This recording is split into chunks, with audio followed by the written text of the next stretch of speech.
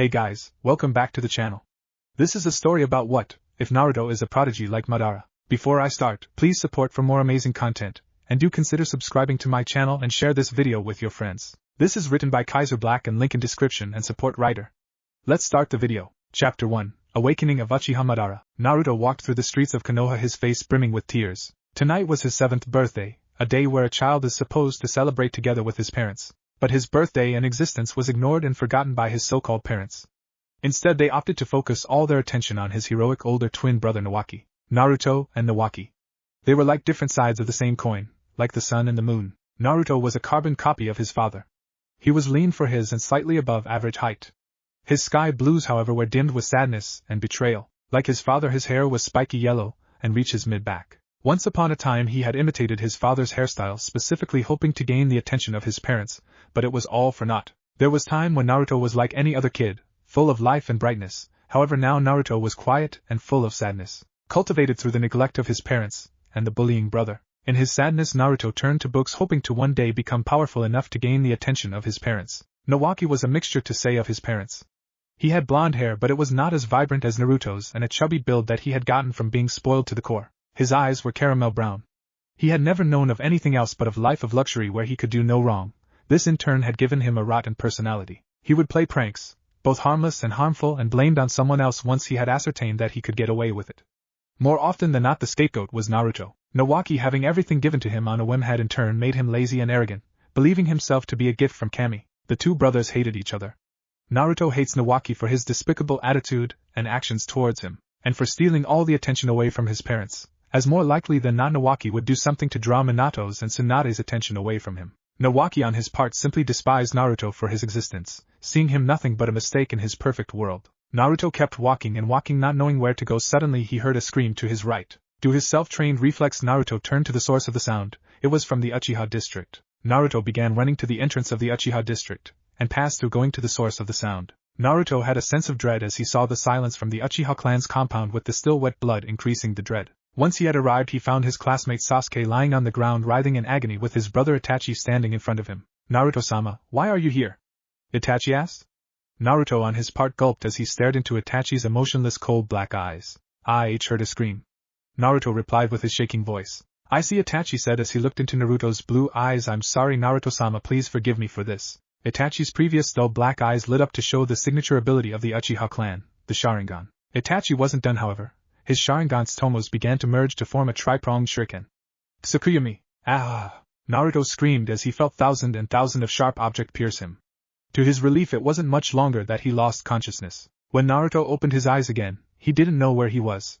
All that he knew was that he was in a clan compound, a very rich and powerful clan by the looks of it. Naruto looks around to see anybody else, but to his surprise he saw no one, even though the compound was very large.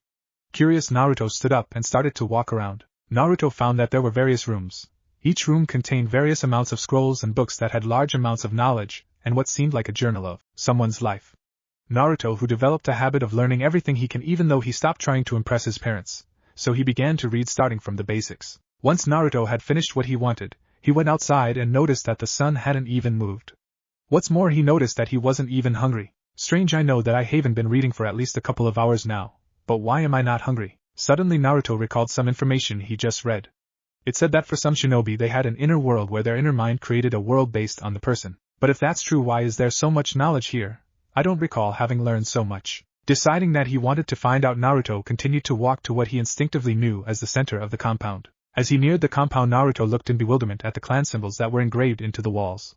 They were the clan symbol of the Uchiha clan. Naruto suddenly was reminded about Itachi and the clan massacre, but he shook those thoughts out of his head, not wanting to remember the horrific event. Naruto continued to walk towards the middle of his inner world. When he made it to the center, he found a man with long black hair and red shinobi armor from the olden days, chained in glowing glue chains that felt like chakra. Black chakra seemed to forcibly exude out of the man and followed the chain up to the sun. At least that seemed like where the chain came from. But what surprised him the most was the kanji for seal that was in front of the man. "But who is the man? It seemed to me as he is sealed inside me. But who is he?" Naruto kept pondering to himself, but suddenly it clicked. Naruto had read from the scrolls about Senju Hashirama and the encounters with him. There was only one person who could have known that much about the Shodaime, and survived that many times. The man before him was Uchiha Madara. "But why is he sealed inside me?" Could it be that Sandaime-sama sealed it inside me the day he sealed the Kyuubi inside Nawaki? No, it couldn't be possible. Uchiha Madara is long dead. Resolving to find out, Naruto went back to the various rooms and began reading. As Naruto read the scrolls and books absorbing knowledge, days and weeks passed. At least that was what it seemed Naruto. Naruto learned that some of the rooms were locked, and no matter what Naruto did he could never get in. It seemed like the knowledge inside there could not be accessed at the moment, so Naruto changed his goal to learn how to exit his mind and enter it. But that didn't mean Naruto didn't read the scrolls or books that interested him.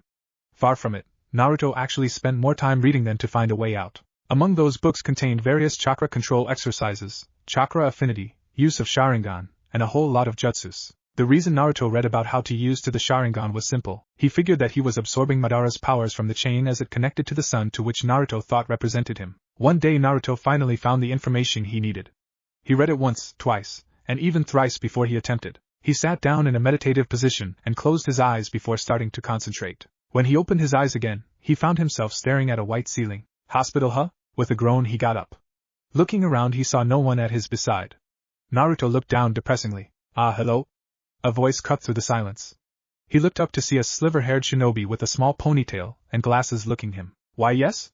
Naruto asked, finding out that his mouth was quite dry. The shinobi, who seemed to be a genin, sighed in relief.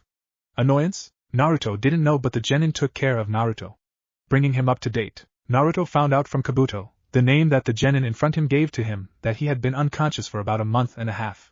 Yet no one visited him, no one. Naruto clutched his fists angrily at that. Thanking Kabuto and doctor that Kabuto brought, Naruto went back to sleep knowing that he will able to be discharged tomorrow. Naruto walked towards his house, the Namake's estate, after having just been discharged from the hospital. When he walked inside he saw no one greeted him. His father was said to be meeting the fire daimyo this week, so it was to be expected. His brother was probably at the ninja school, while his mother was inside the house. Naruto looked around the house before finding his mother at the garden. Naruto walked towards his mother and stood in front of her. What do you want, bastard? She said with venom lacing every word. Bastard, that was what she called him whenever Minato wasn't around. Naruto studied her. For as long as he could remember, his mother hated but she doted and loved Nawaki, who was said to be his twin brother. Was it because he was second born? Was it? Naruto intended to find out. Why do you hate me? Am I not your son? Naruto asked pleadingly. His mother, Namikaze Senju Tsunade, looked at Naruto's eyes with her own, staring into them for an indefinite amount of time. Suddenly she slapped Naruto in the cheek, so hard it made him bleed from his nose and mouth. She then started laughing. It wasn't mocking, it was as if she found it truly funny. When she had stopped she directly looked at Naruto. You finally asked the question, huh? Well, let me tell you. You aren't my son, in fact we aren't even related.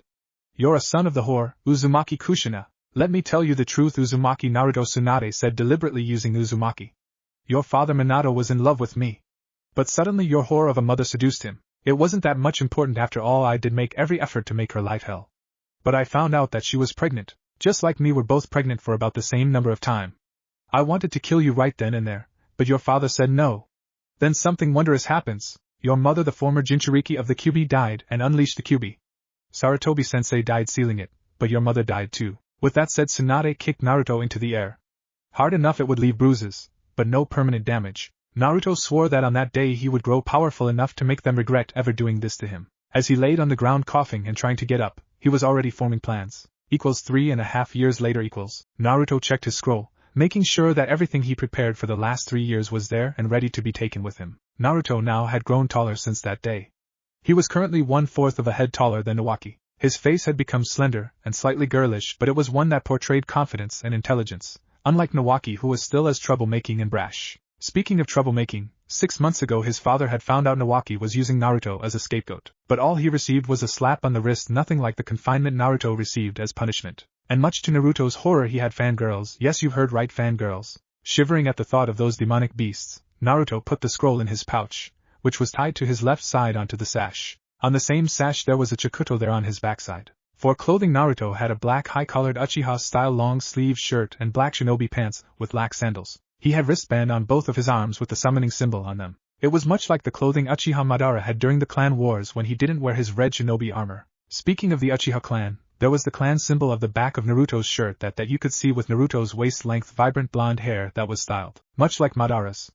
Silently jumping out of his window, Naruto began to run through the streets of Konohagakure. It was much safer on the road than on the roof, as most of the ninjas stationed there would look at the roof instead of the road. As Naruto ran, he thought about all the preparation he did for this day, the day he would escape Konoha. Years ago, after the shocking revelation, Naruto had confirmed that he had the Sharingan. Although at first it only had about 2 tomos in one eye and one in the other, through training Naruto had managed to evolve them to the fully mature version at age 9. Of course he only trained with it when he was sure no one was looking, and he sure as hell didn't tell anyone, especially his mother. After he gained 3 tomos in each, he found out that more rooms in his mindscape had been unlocked.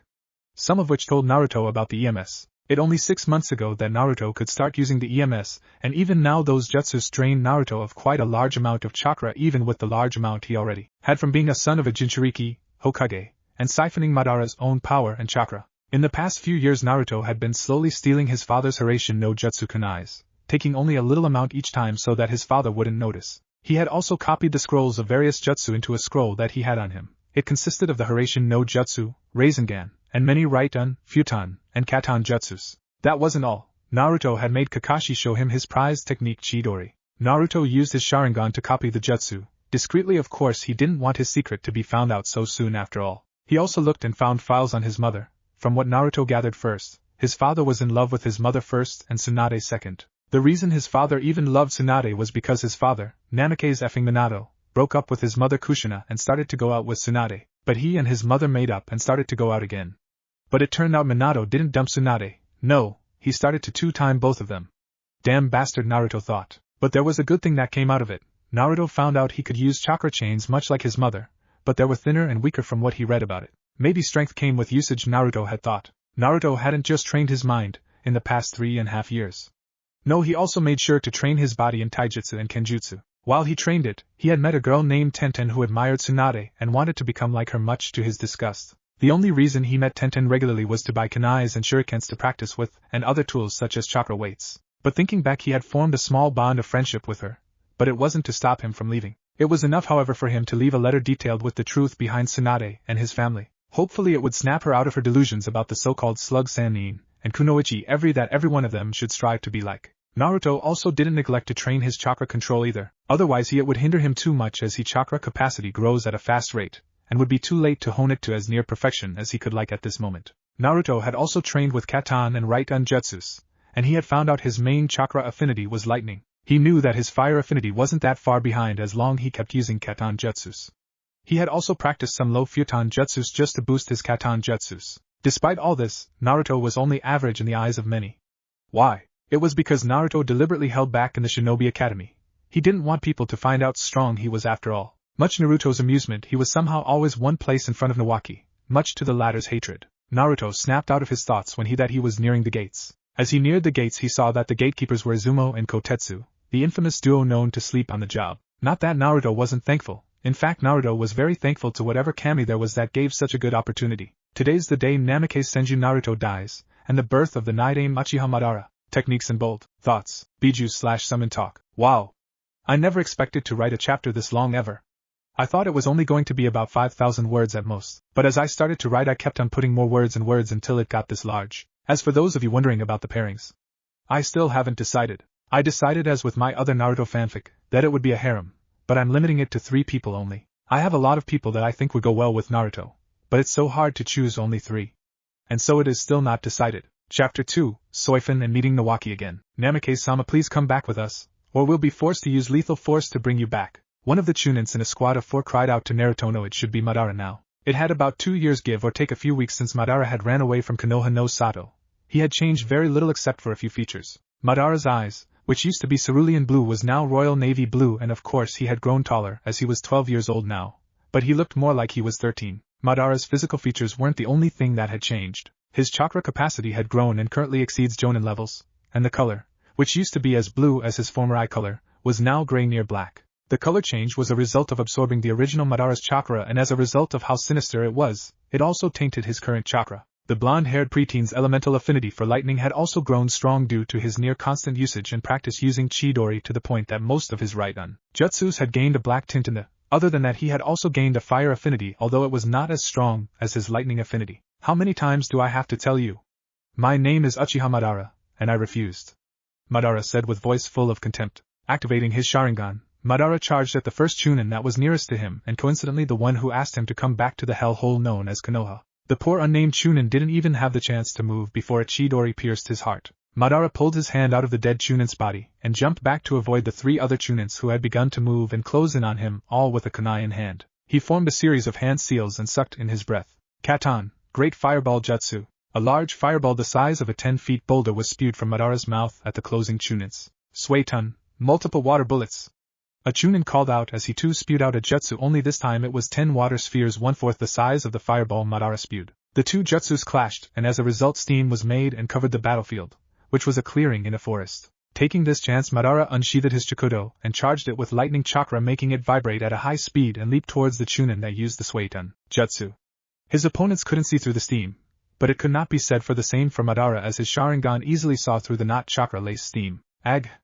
Screamed the Chunin as he felt the Chikudo pierce through his body and through his heart. Suddenly Madara was kicked from the side and flew towards a tree. When his body hit the trunk of the tree, a white smoke engulfed it, and a log replaced his body, signifying that Madara used the substitution technique. Madara himself was up at a tree branch looking at the 2 remaining Chunins. One of them was Mizuki, a teacher at the Shinobi Academy, and the other he didn't know but was quite tall and had a muscular build, more so than most Chunins, telling Madara that that particular Chunin probably focused on taijutsu. The 2 Chunins and Madara stared at each other, as if contemplating what to do. Finally Mizuki moved. He took one of the giant shurikens from his back and launched it at Madara with the intent to kill.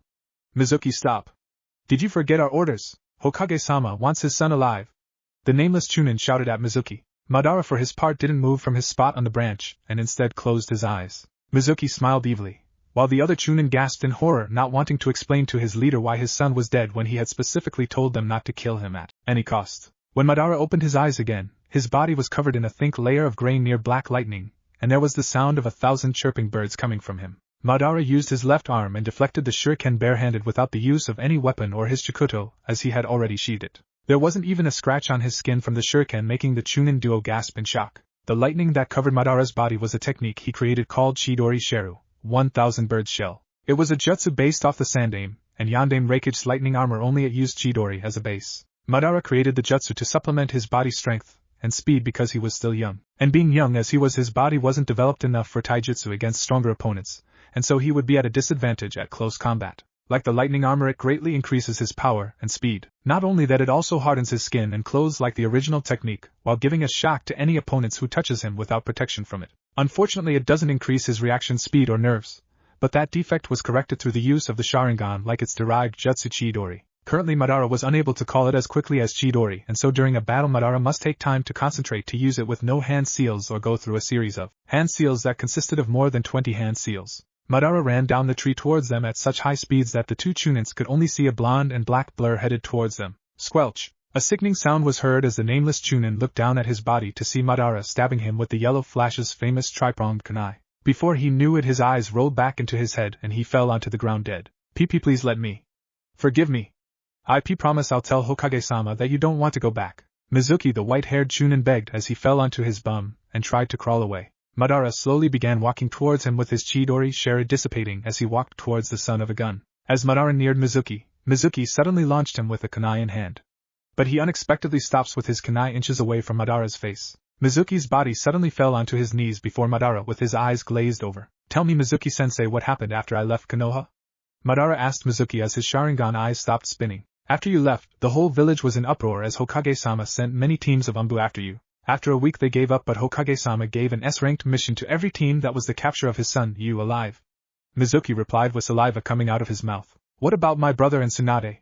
Madara asked again. Tsunade-sama for some reason seemed overjoyed at your departure, although she tried to hide it. Nawaki-sama was very happy and even began to brag about how he was the one who made your life hell by purposely getting you trouble along with Inuzuka Kiba. This in turn infuriated Hokage-sama. He punished Nawaki-sama dearly. Currently Nawaki-sama is 5th place in class, falling behind Uchiha Sasuke, Hyuga Hinata, Yamanaka Ino, and Hirano Sakura.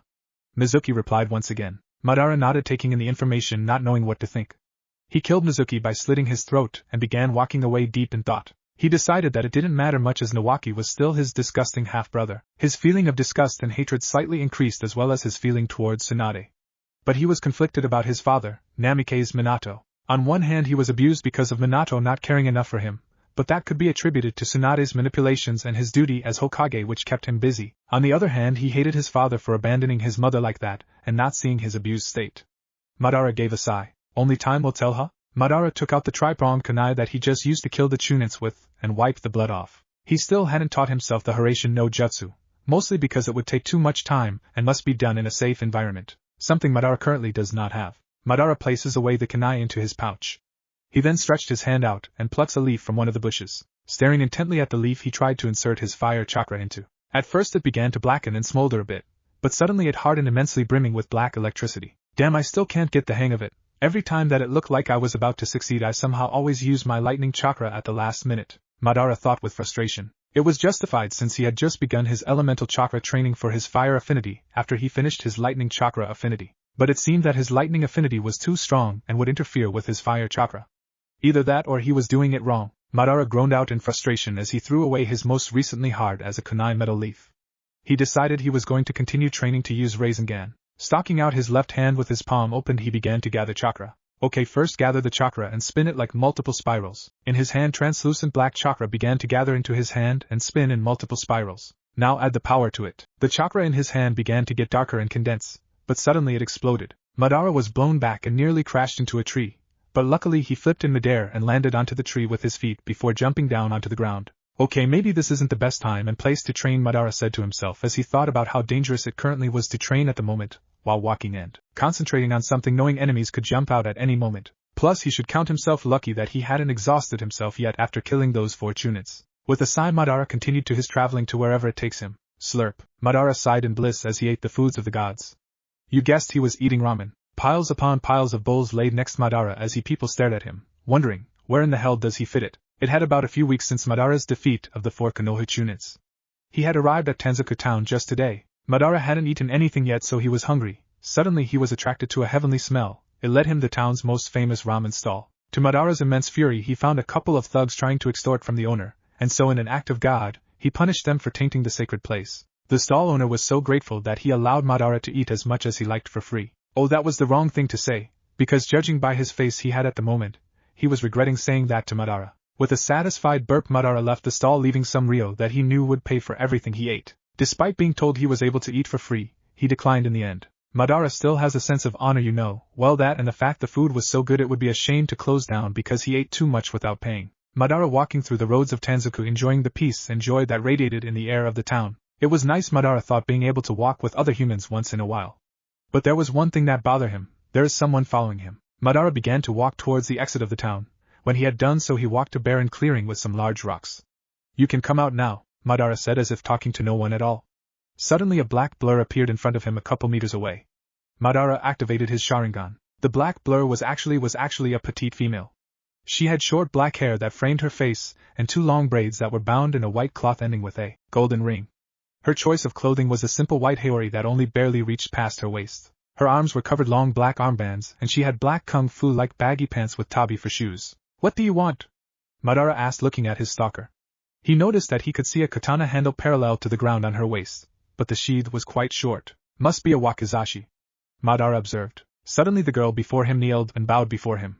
My name is Soifun, a kunoichi from the village of Nadeshiko.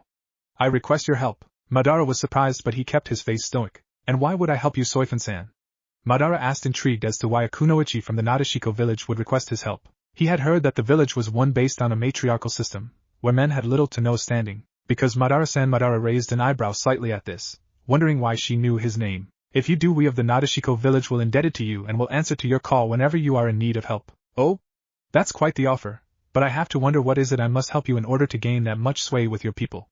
Madara asked while now considering the idea. Madara-san, our heir and princess, Shizuka-sama, has been kidnapped by Gato of Gato Enterprises and he wants us to submit to him. Naturally we cannot do this, but we cannot allow him to harm Shizuka-sama either. Reinforcements arriving from the village will be too late. Please, Madara-san, help us, Soifun said as she bowed her head further down, almost touching the ground by now. And why me? Soifun didn't look up as she answered. You may not know of it, but your fame precedes you. Your name is Uchiha Madara, or so you call yourself. Your mastery over the Sharingan at such a young age has people calling you the Crimson-Eyed God. A prodigal genius that has mastered several high-ranking jutsus, including most of which are right-hand jutsus. Rumored to be included in your jutsu arsenal is Chidori, the famed assassination technique created by Sharingan no Kakashi, and having a jutsu much like the Yondaime Raikage's lightning armor. And you are labeled as an A-rank missing nin with a bounty of 50 million ryo to be preferably captured alive by the request of many nations. Madara took in the information, not knowing that he was that famous or infamous depending on the point of view. He scoffed when Soifun said missing nin. He clearly wasn't a shinobi of any hidden village, yet they labeled him a missing nin? The idea was simply amusing to him. If I help her, I would have the support of a whole village, but on the other hand I might not succeed in rescuing the princess, which might result in the village hunting me down. Plus this Gato of Gato Enterprise, one of the richest men in the world, if I aggravate him too much he might want my head, Madara thought in his mind. But attacking one of the most richest men in the world, that would be an adequate challenge. Very well, Madara said to Soifin as she raised her. Thank you, Madara-san, Soifin said as she stood up. Please follow me. The Nadeshiko Kunoichi said as started to walk. Soifin-san, are you the only one? Madara asked as he started to walk with her, but still keeping a safe distance just in case this was a trap. He saw her make a pained face before she answered. We had one other companion, Tokiwa-senpai, Shizuka-sama's attendant, but they were both captured in my stead so I could escape. Madara studied Soifin closely, finding out that her regret and guilt of escaping without her companion was genuine. He reaches forward and grasped her shoulder. Wait, Madara said as Soifin turns toward him. Yes, Madara-san? I have a quicker way, Madara said as took his hand back and bit into his thumb so that some blood leaked from it. He went through in rapid succession a series of hand seals and slammed it onto the ground. Kuchios no Jutsu. Poof! A giant crow of at least 7 meters long from head to tail appeared. Madara jumped onto the crow's back. He had taken the crow's summoning scroll during one of his days in his 3.5 years of preparation. The summoning contract was in the secret room at the Uchiha clan's Naka shrine. I think this was correct. Tell me if I was wrong, along with various other equipments that he taken from there, such as his clothes and Chikudo. That being the reason there was an Uchiha clan symbol engraved on it. Think Sasuke's Chikudo, only more rectangular and pure black. Come on, Madara says as he looks at Soifin, who was staring at him with her mind going at 1,000,000 miles per hour. Ah yes, she said as she too jumped behind Madara. Go. Madara commanded his summon, and with that the crow took off. Soifin had almost fallen off when the black bird first took flight. It was only thanks to Madara, who wrapped his arm around her, that she hadn't fallen off. Thank you, Soifin said quietly and blushing, half in embarrassment at being caught looking weak and the other half due to the close proximity of her face to Madara's face. Madara didn't say anything as he moved her so that she could stand behind him without falling off. The trip to Nami no Kuni, which was the headquarters of Gato Enterprise and where Shizuka and Tokiwa were imprisoned, took about 5 to 4 hours thanks to the summon Madara had used as they were flying. During the trip either of them talked much as they both were shinobi a few words. By the time they arrived it was already night time. After they had landed and dispelled the summoning, Madara followed Soifin, who led him to the family that had graciously allowed her to stay when she was recovering after escaping Gato. They walked to a house on wooden platform above a lake. Knock. Knock. Soifin's hand sounded as they made contact with the wooden door. Coming, the voice of a woman said, and by the sound of it she was around her 30s or less, Madara thought. The door opened to reveal a slim woman of average height, black hair and eyes, wearing some loose-fitting pants and a pink shirt. Her eyes lit up in recognition. Soifin-chan, you're back. And who's this with you? She questioned, looking at Madara. I'm her friend, the blonde Sharingan user casually answered. Soifin nodded, content with Madara's answer. Hello, my name's Tsunami. And what is yours? Tsunami asked. My name is Madara, Uchiha Madara, Madara replied. She smiled and said, Please come in, Soifin-chan, Madara-kun. As she moved away from the door to allow the duo in, Soifin walked first, followed by Madara. When Madara walked in he froze at what he saw. There sitting near the table was a team of Konoha shinobi. The Konoha shinobi were namely Hatake Kakashi, Uchiha Sasuke, Haruno Sakura, and finally Namake's Senju Nawaki. Why are you here? Madara growled out, dangerously placing his hand on the handle of his Chikudo ready to unsheath it at a moment's notice, and letting loose a small amount of killing intent. The 3 genins, much to Madara's surprise, weren't that affected by his killing intent, although their hands reached for their kunai pouch wary of Madara. Kakashi was already out of his chair in front of the table with a kunai in hand ready to defend his students. Soifin looked back and forth between them before finally deciding to stand next Madara with her hand on her wakizashi, much like Madara. There was also an old man on the table with a small child there, visibly affected by Madara's killing intent as they were shaking. Tsunami, who was not the target, or anywhere near the target of Madara's killing intent, was not affected. Tsunami, in an attempt to diffuse the clearly visible tension, started to speak. Madara-kun, you see, they are the team of Konoha shinobi that my father hired in order to protect him and the bridge from Gato. This is Soifin-chan, and Madara-kun, their companions, was captured by Gato, and so Soifin was living here for a day or two before she went to find someone to help her. She brought back Madara-kun over here. Madara and Soifin continued their stare-off with the Konoha team, neither giving any implication that they heard Tsunami's explanation. Finally Madara made a tch sound before walking out of the door he came in from, saying, Soifin-san, I will be nearby the house if you are looking for me. Soifin nodded, indicating that she heard him before bowing and apologizing to Tsunami. I apologize, it seems my companion has some bad experiences with Konoha in his past, she told the bridge builder's daughter. After Madara had left, each member of the Konoha team, otherwise known as Team 7, each had different thoughts about the newcomers. Kakashi was thinking about how the blonde boy called Madara that had just left. He looks so much like Sensei, so much like Naruto-kun. Is it possible it was him? But if it was him, why would he appear here of all places, and I heard he traveled alone? Plus his eyes were blue before, and the boy before me has royal navy blue colored eyes. But if it was him, I have so much questions I want to ask, such as why he left, and many more. I wonder if Nawaki noticed how much he looked like Naruto-kun. Sasuke too had different thoughts, but they were on a different topic. Who was he? Is he strong? Sasuke thought as he remembered how the blonde who Tsunami said was Madara let loose some killing intent on them, and how Kakashi was wary of him by actually taking a kunai out and taking a battle stance. Plus there was also the fact that there was the Uchiha clan symbol on his sword. But does this mean he is an Uchiha? But I thought Nai-san killed them all, and I have never heard of a blonde Uchiha before. Nawaki's thoughts contained something similar, only the majority of them weren't on the blonde. Who was that blondie? Whoever he is wouldn't stand a chance against me, Nawaki thought confidently. But who was the girl? She's cute, I should invite her to come with me back to Konoha. She wouldn't refuse, after all I am Namake's Senju Nawaki. No girl should be able to say no to me. Sakura's thoughts were the simplest of all of them, namely who was he? And his aura kinda reminded me of Sasuke-kun. That night Kakashi, Nawaki, and Sasuke slept in one room. Sakura slept in a room by herself, and Soifin slept in the same room as Tsunami due to her being uncomfortable near potential enemies such as the Konoha Nins. Madara, however, was a different story. He was currently standing in the forest near the sound surrounding by trees with his eyes closed. Suddenly they opened and a translucent black lightning surrounded his body with the sound of over 1,000 chirping birds. Madara had activated his Chidori Sheru. In an instant Madara drew his Chikuto that was also covered in a thin layer of lightning, and cut down the trees around him. The cut was so clean that a reflection could be seen reflecting off the stump where the tree was. Madara didn't stop there. He continued to run around in the forest at a furious pace, cutting down many trees along his way. Although Madara looked calm at the outside with his Sharingan activated, inside he was furious.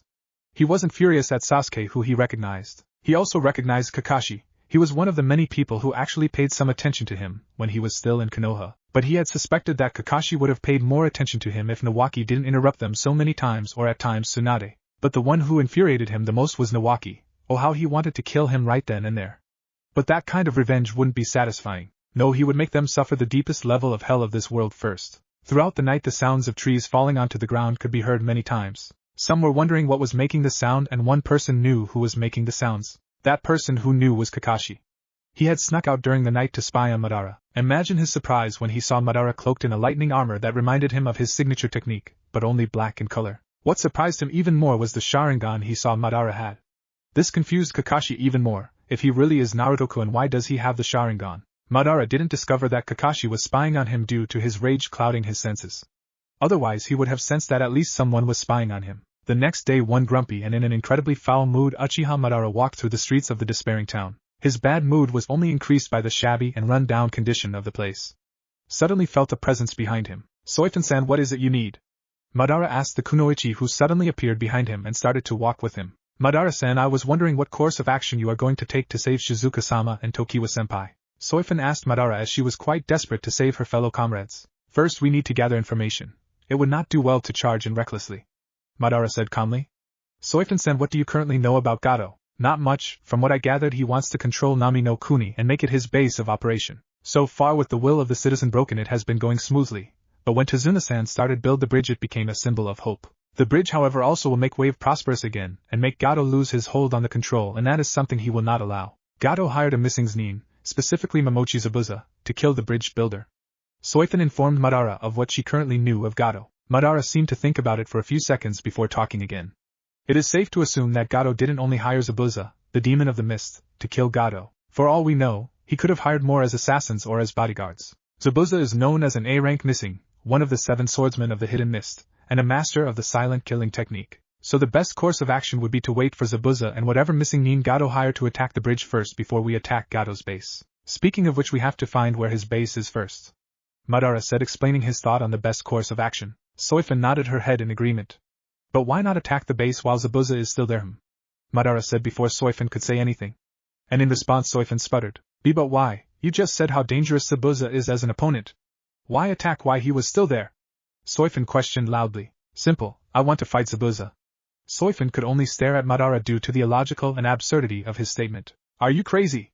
Soifin shouted at Madara in anger. What about Shizuka-sama and Tokiwa-sama? Madara just sighed. It's fine as long as they don't get hurt, right?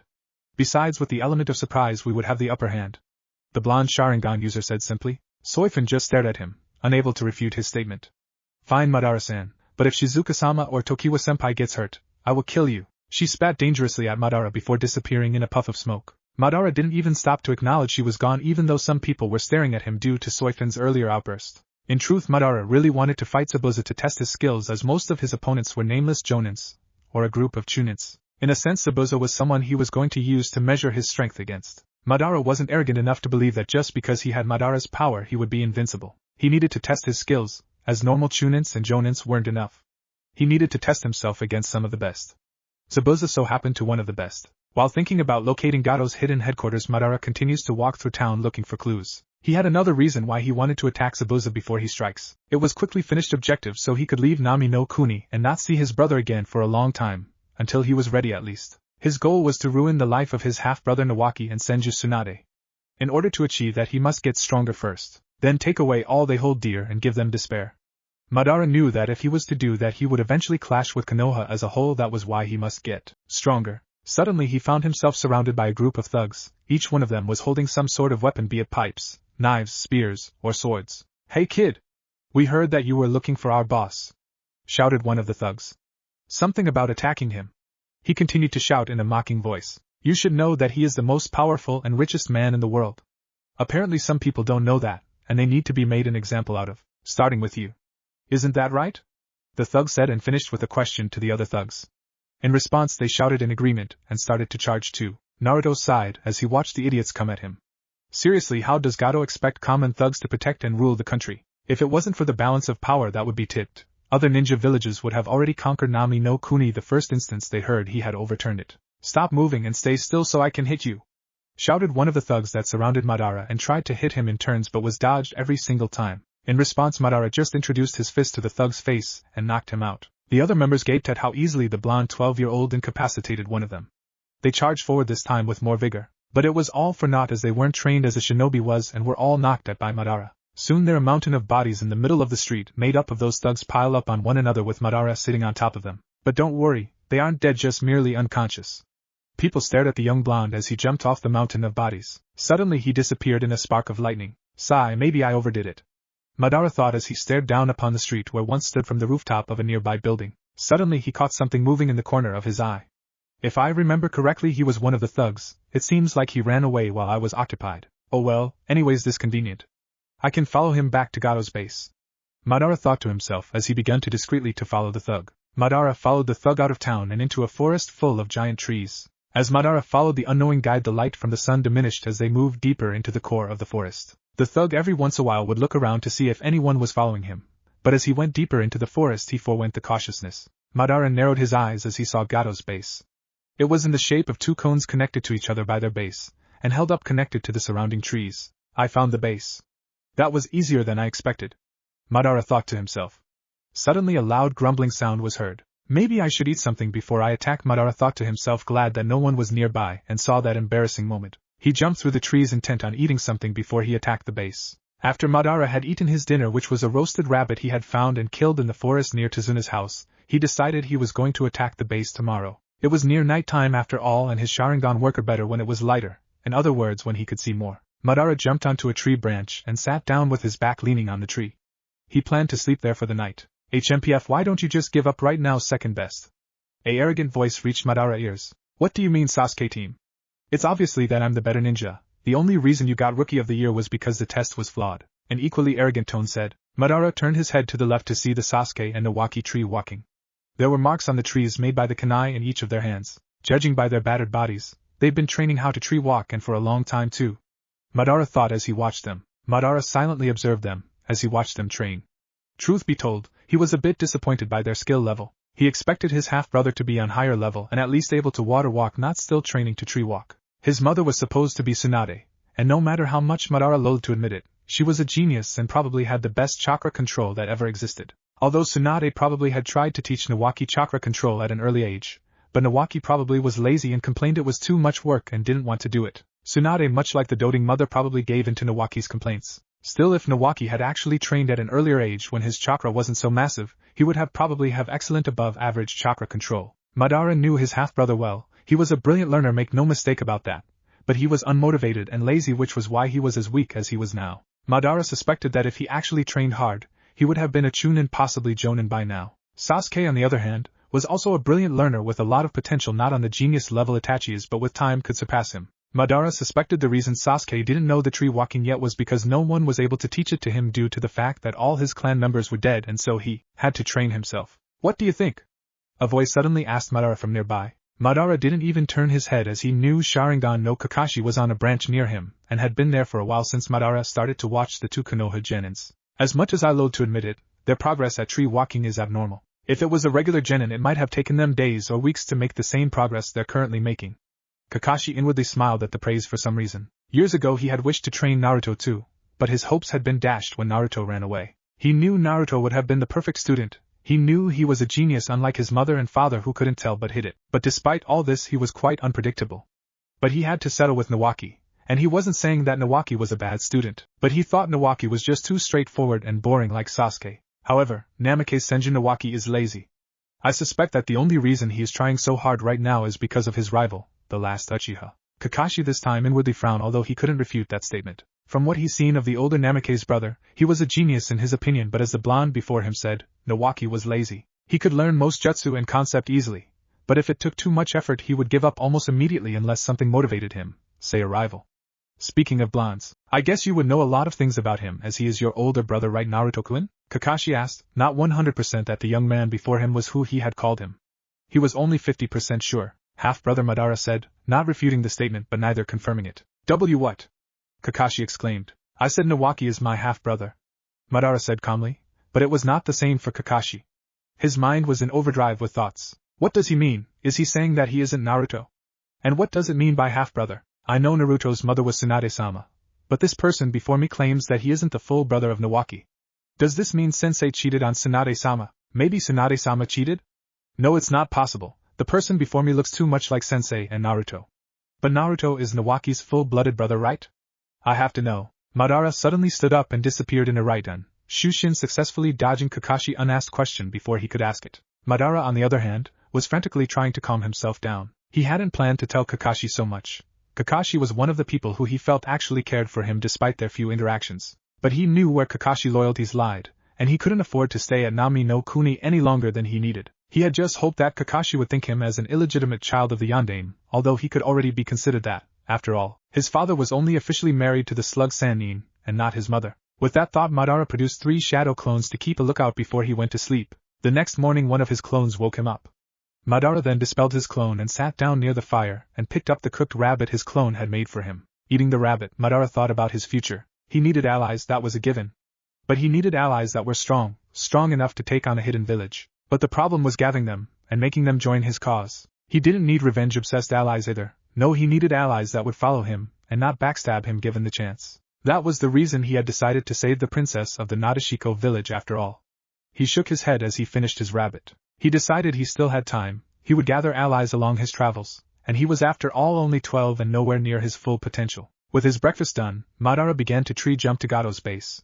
When he arrived there he noticed that there wasn't as many guards as he saw yesterday. Madara's first thought of action was to launch one of his JMD, Jutsu of Mass Destruction XD, but that might harm the Nadeshiko Kunoichis, so he refrained from doing that. Instead he did a henge on himself to look like one of the thugs he saw yesterday. He began walking towards the entrance of the base, but a guard tried to stop him. Not really in the mood to act and take things slowly, Madara activated his Sharingan and hypnotized the guard into letting him through. Madara maneuvered through the corridors of the base, but there surprisingly few guards.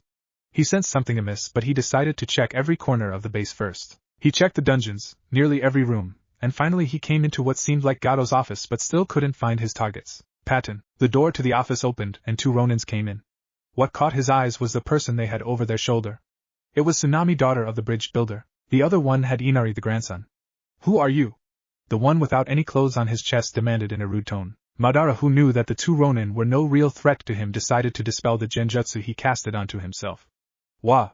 The 2 Ronins cried out in unison. Madara's Sharingan spun madly and soon both the Ronin's eyes glazed over and dropped what Madara assumed to be future hostages. Tell me where the Kunoichis from the Nadeshiko village are? Madara demanded of the 2 hypnotized men. The one with the beanie answered. Gato-sama has gone with some hired thugs to the bridge. He probably brought the 2 Kunoichi with him. Why? Gato-sama decided that Sabuza and his apprentice wasn't worth the money and decided to get rid of the shinobis and Tazuna with the thugs. Then where is he right now? Gato-sama wanted to meet with us on his private yacht, so he is probably on the yacht with his hired hands too. I see. Madara said. Without any mercy, Madara drew his Chikuto and sliced their heads off. After that he made the clone hand seal and summoned one shadow clone. The clone nodded towards the original and took the tsunami and Inari, and escaped the base with the original following him. As soon as they got out of the forest, they split up with the original heading Gato, and the clone bringing the former hostages to safety. Madara ran along the edge of the lake through town. Once he saw that the road would diverge from the lake edge, he jumped off the road and used his water walking skills to run towards the mist, which had the highest chance of Gato being there. Madara slowed his run into a slow walk as he walked through the mist, hoping to use his ears to locate the yacht. Madara kept walking through as he strained his ears locating the boat. He cursed himself as he realized how much he relied on his eyes. It was a weakness. His reliance on his eyes was a weakness. Luckily for him, the thugs on Gato's boat were obnoxiously loud and he located them easily as he followed their voices. Madara briefly wondered where Soifun was before dismissing it as he sped through a couple of hand seals. Genjutsu, Temple of Nirvana Jutsu. White feathers started to fall upon the area, and within seconds the ruckus from the boat had quieted down until a morbid silence settled into the area. Madara waited a bit longer to make sure the thugs were caught in his genjutsu before he jumped onto boat. As he had expected, the thugs were all on the unconsciousness and asleep. He maneuvered his way through the thug carefully as he didn't want to wake them up. He found Shizuka and Tokiwa tied up in one of the bottom storage rooms of Gato's yacht. They were unconscious either from his genjutsu or from being knocked by Gato's thug through physical means. He noticed that they were a bit thin but otherwise unharmed, and that their clothes didn't seem to be damaged, so it was mostly likely that they weren't assaulted or raped. Madara bent down to untie the ropes around them. Midway his instincts suddenly went into a frenzy. He quickly jumped up, and not too soon either, because a yellow glowing blade passed under him just as he did so. Madara flipped in midair, and used his chakra to stick his feet on the ceiling. Looking at the spot of where he once stood, he saw a dark green-haired man with the headband for an Amigakure shinobi. Who are you? Madara asked with his Sharingan blazing. Shan't I be the one asking that question, intruder-kun? The man said with mocking tone. But you don't have to, after all you're quite infamous. Uchiha Madara. At this Madara narrowed his eyes. Don't look at me this way, after all you're the only blonde-haired Sharingan user. Madara studied the aimed shinobi closely, or more specifically the glowing yellow sword in his hand. Yo Rokusha Aoi. Madara said. It wasn't a question, it was a statement. Aoi widened his eyes in surprise. How Aoi began to, but was cut off by Madara. How did I know? Madara said, saying Aoi's question before he even finished asking. It was simple, Madara said, pointing to Aoi's hand. That sword, the sword of the Thunder God, it was well known that it was stolen. I never thought that my name was that infamous. Aoi said with an arrogant tone, one that suggested self-importance. Don't let it get to your head, the only reason you're even this infamous is all because of the weapon you have, not your skill. In fact, I don't even think your page in the bingo said anything about you, just the sword. Madara said before Aoi could say any more. Madara smirked as he saw Aoi visibly anger. Shut up! He yelled as made a slash with the sword of Raijin at Madara. Madara quickly charged a Chidori in his right hand and then drew his Chikuto to block Aoi's sword. Aoi smirked as his blade connected. But his smirk was soon wiped off and replaced with a confused look. Why? He asked as he landed back on the ground. Why what? Madara said, obviously enjoying Aoi's confusion. Why aren't you being electrocuted? The sword of Raijin was supposed to cut through your sword and electrocute you, Aoi shouted out. Because you're weak. Madara said with a bland tone. You rely on the sword too much. True, the sword is a very powerful tool, but all tools rely on the shinobi themselves. If the shinobi is weak, then the tool is weak. Aoi's face twisted in anger as he charged at Madara, who had jumped down and landed onto the floor. Clang! CLAK! Clang! The sound of swords clashing could be heard. Aoi's breathing soon became labored and his moves sloppy as frustration overtook him. Why? He yelled, I'm supposed to be invincible, unbeatable, and yet you're easily defending against my attacks. As I told you before, you're weak. You rely too much on that sword. Madara said, to which it increased Aoi's anger. I'm not weak, he yelled at Madara with a crazy glint in his eyes, charged at him. Madara steadied himself and prepared to deflect Aoi's attack. Despite what Madara said about Aoi being weak, he still had a hard time deflecting his attacks. It wasn't that it was lie when Madara said he was weak, it was true, it was just the fact that Madara was weaker because of his preteen body and has to devote much of his attention to defend himself. Aoi was weak, but Madara was even weaker, at least in physical capabilities. The only reason he could keep up was due to the Sharingan's predicative abilities. That was why he had been riling Aoi up to make his moves sloppier, so that he can activate Chidori Sheru. TCH. He thought to himself as Aoi charged again. As Aoi closed in on Madara, Madara prepared himself, but suddenly Aoi just ran past him. Madara looked around to see Aoi charging at Shizuka and Tokiwa. Madara ran at him and stood in front of the two hostages as Aoi prepared to swing his sword down. Madara tried to raise his sword in time, was useless, and he was cut down. Ahahaha. Who said I was weak? I'm strong, invincible, unbeatable. You're just a brat who doesn't understand anything, Aoi said with a crazed voice as he stomped on Madara's body that was leaking blood. Call! Aoi stopped as he heard a crow's call. He looked around trying to locate it. Then he looked at his feet and saw a single crow on Madara's bleeding body. Suddenly there were more sounds and crows started to erupt from Madara's body. Aoi covered his eyes as the crows flew at him. Tchhhhhhhhhhhh. A sickening sound of a sword piercing flesh could be heard. Aoi looked down to see Madara's chikuto coming out of his chest. He turned his head to see Madara behind him holding the chikuto that pierced his chest. How? Aoi asked in his dying voice. It was simple. Have you forgotten what the Uchiha clan's Kekkei Genkai was famous for? Madara said in a lecturing tone to Aoi. Aoi's eyes widened as he understood and said one word. Genjutsu, and with that Rokusho Aoi died. Clack! Clack! Clack! The sound of the sword that was once in Aoi's hand was heard as it made contact with the floor. Madara pulled his chikuto out of Aoi's body and swung to get rid of the blood before sheathing. Putting his hand into a familiar cross seal. Kage no Bunshin. 2 clones puffed into existence. They each went to one of the kunoichis and untied the ropes binding them and carried them out of the boat. Madara, who stayed behind, bent down, picked up the sword of Raijin and placed into his pouch. Then he walked out of the room and looked for Gato. He found Gato sleeping with his face on the desk in his private office on the yacht. Grabbing the Gato by his tie, Madara had to stop himself from laughing out at the fact that Gato was a freaking midget. He dragged Gato through the ship and once he reached the deck, he threw Gato into the water. Unsurprisingly, he woke up and started to call for help.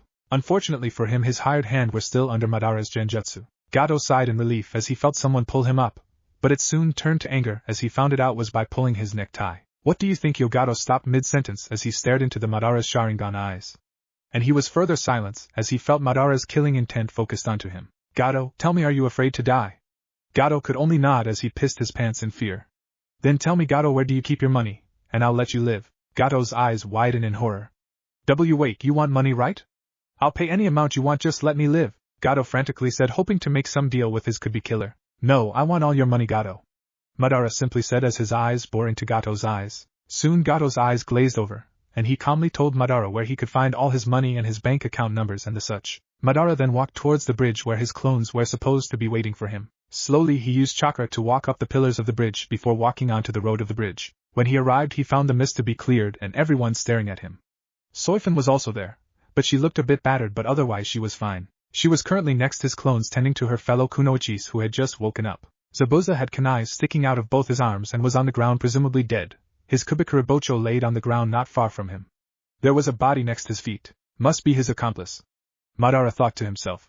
He had a pretty face, but other than that there was one other thing that stood out. It was the gaping hole in his chest. Kakashi-san's work, no doubt. Tazuna the bridge builder was also there staring at him. Along with Kakashi, who had his Sharingan uncovered and looked quite exhausted. The Genins were also there. The only one who wasn't injured seemed to be the kunoichi of the team. Probably didn't do anything. Madara thought. Nawaki was there too, only he looked a bit more feral than usual. Madara could see the Kyuubi's chakra inside of chakra network, but it was quickly disappearing. Other than a few scratched or dirt on him, he looked fine. But Sasuke had a wide look in his eyes. His body was jammed with senbons, reminding Madara of a pincushion. Madara noted that Sasuke had his Sharingan activated, but it wasn't fully matured. But that was to be expected. It already considered prodigal even have it at Sasuke's age. Madara slowly walked over to Soifan, purposely ignoring the other people. How are they? Madara asked Soifan. They are a bit malnourished but otherwise fine. I thank you on the behalf of the village, Soifan said as she bowed to Madara in gratitude. The 2 other kunoichi tried to move, or was it talk? But they seemed to be unable to, as they could only barely move themselves. Shizuka-sama. Tokiwa-senpai, you shouldn't move too much, the drug may be taken out of your body, but it is still too weak to do anything. Soifan cried out in concern. The older of the 2 kunoichi that Madara rescued complied to Soifan's concern, but the younger refused to give in to her weak body. Madara looked at her closely now. He saw that she had a fair face with brilliant green eyes and long hair in Heim style. He could in few years she would be quite a beauty. TT then KYYU. Shizuka managed to croak out. Madara only nodded in acceptance. Should I lend you my clones to help you carry them? Madara asked Soifan. Soifan said. That would be appreciated, but where will you go? I don't know, probably someplace really far away from Konoha at the moment. Madara said. Just as he said that, he heard Sasuke yell. Why do you have the Sharingan? The group turned their head towards the Konoha Nins who were looking at them, some with their weapons drawn. You should go, Madara said. BBU. Madara silenced Soifan's protest with a glare. Just go. We'll meet again someday, Madara said. Soifan hesitated for a moment but complied. Madara's clone picked up one of the former hostages each and jumped off the bridge with Soifan following. After that, Madara began to calmly walk towards them and then stopped a few meters away from them. "It's obvious, isn't I'm an Uchiha?" Madara said as if it was the most obvious thing in the world. "Impossible. I haven't seen you before at the clan compound. And there has never been an Uchiha that was blonde in the Uchiha clan's history," Sasuke shouted in defiance. "And yet the evidence is right before." Madara replied calmly. Sasuke gritted his teeth. He knew that he couldn't say the evidence was false. 2 days ago he had seen the blonde's eyes, and they were normal. Now they had Sharingans in them, proof that it was natural and not a transplant. "Even so, why aren't you a shinobi of Konoha then?" Kakashi asked with narrowed eyes, prepared to attack if necessary. Madara didn't acknowledge the question. Instead he threw a knocked-out Gato who was still in his hands. Some of the people widened their eyes in recognition of him. "Gigi Gato." Tazuna managed to stutter out. "Hey, who are you?" Nawaki for the first time spoke. Madara didn't acknowledge him either. "Do what you want with him," he said. The shinobi got into their battle stance as Madara approached. They looked in confusion as he suddenly stopped. He bent down and picked up Kubikuribocho, which was at his feet. He then took out a scroll and sealed it into it before putting it back into his pouch at his left hip. Then he turned around and walked towards the edge of the bridge. "Wait, Naruto!" Kakashi yelled. "Come back to Konoha with us." As Kakashi said that, Sasuke's and Sakura's eyes widened in surprise. But Nawaki narrowed his eyes in hate. Madara ignored that too. When he reached the edge of the bridge he turned around to face them. "Madara, Uchiha Madara, that is my name." With that said he fell backwards and off the bridge.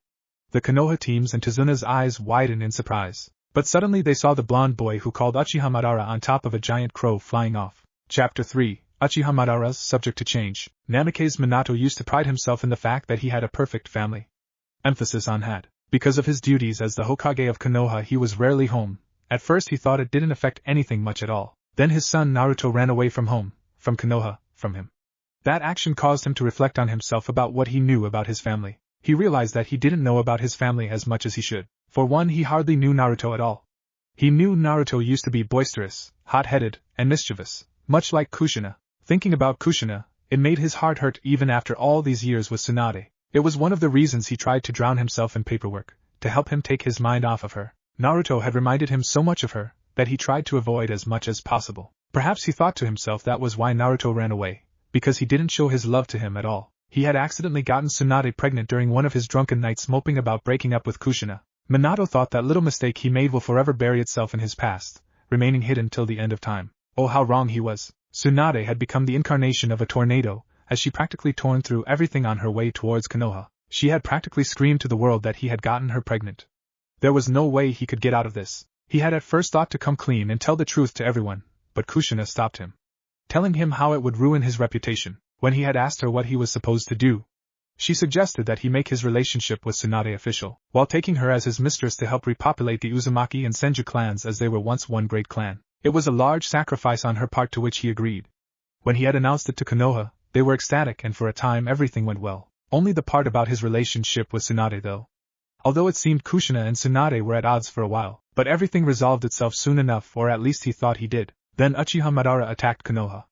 That damn bastard, as Minato called him, had unsealed the Kyuubi from Kushina and unleashed it on Konoha. Having no other choice, Minato had planned to sacrifice himself to seal the Kyuubi into Naruto, who was born on that night. But it seemed that the Sandaime Hokage, Sarutobi Hiruzen-sama, had knocked him out when he heard about his plan. It seemed that the Sandaime had sealed the Kyuubi into Nawaki, due to Tsunade reasoning that since Nawaki was a Senju he should be able to handle the Kyuubi better. They were lucky, he thought, since Nawaki was also born that day. Years passed, and Naruto and Nawaki were proclaimed twins, with Nawaki being the older one and the hero for containing the Kyuubi. It wasn't that hard to pull either due to their likeliness. He decided for Naruto to be announced as a twin instead as another son only from Kushina, as it would destroy his reputation, as Kushina warned him. He continued to immerse himself in paperwork, not noticing the inner turmoil of his family.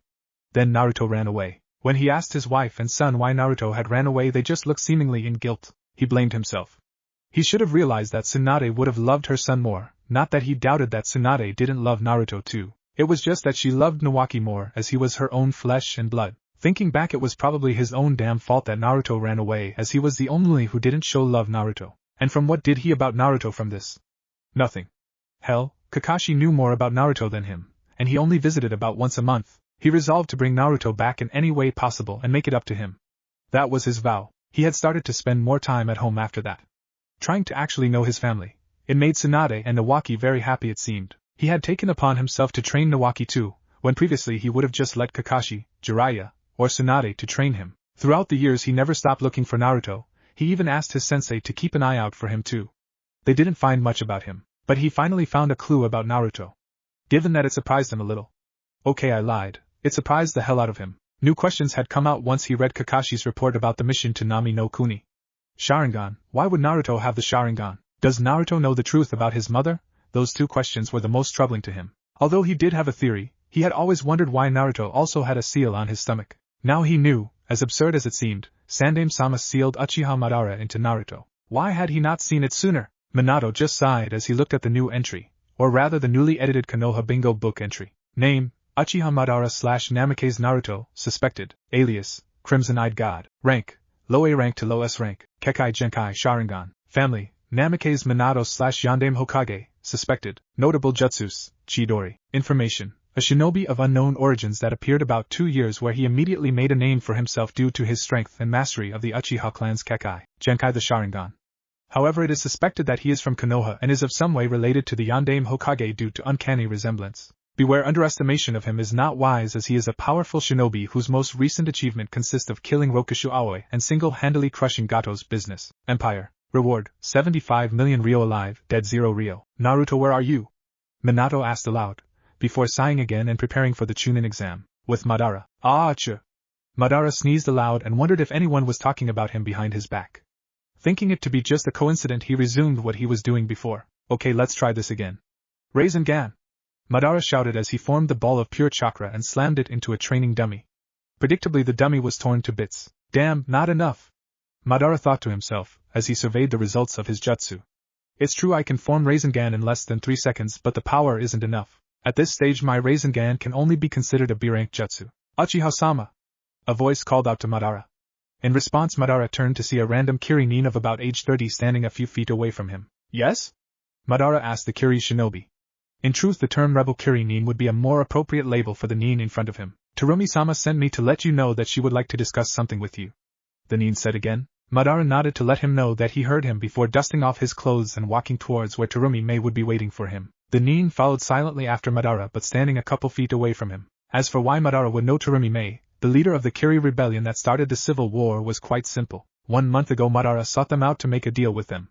The deal itself was quite simple in itself. Madara would lend them a safe haven along with the necessary funds to combat the corrupt Yondaime Mizukage, in exchange for help to rebuild the once feared Yuzushiogakure. The funds were from the money that Gato so willingly donated to Madara. In truth, Madara could probably rebuild the hidden village with the fund itself, but even if he did, it wouldn't be so simple. The reason was because Yuzu no Kuni, land of whirlpools, no longer existed since its destruction, and was now officially a part of Mizu no Kuni. That is where helping the rebels came in. If the rebels succeeded and became the rulers of the new Mizu no Kuni, they would grant his request of the new hidden village along with the former country where it once resided, and they would become protectors of the new Yuzushiogakure until it could stand on its own legs once again. Not to mention that it would probably lead to an alliance with one of the 5 great hidden villages, and there would be some shinobi who would want to stay and become part of the new Yuzushiogakure. If you were wondering why Madara was rebuilding Yuzushiogakure, the reason was quite pure and innocent in contrast to Madara's more dark and devious plans. It was to honor his mother, Kushina Uzumaki. That was it. As for where they currently were, they were at the safe haven, which so happens to be the ruins of Yuzushiogakure, although ruins would no longer be a suitable adjective for it, because ever since the rebels migrated there, and made it their main base of operations, they have begun to rebuild the former glorious village. One of the main building that was built was the what would consider the Kage Tower if it was one of the 5 great hidden villages. It was where the mission were handed out, where the leader lives and resides in, and where the most important choices are decided by the leader. In other words, the heart of the Yuzushiogakure.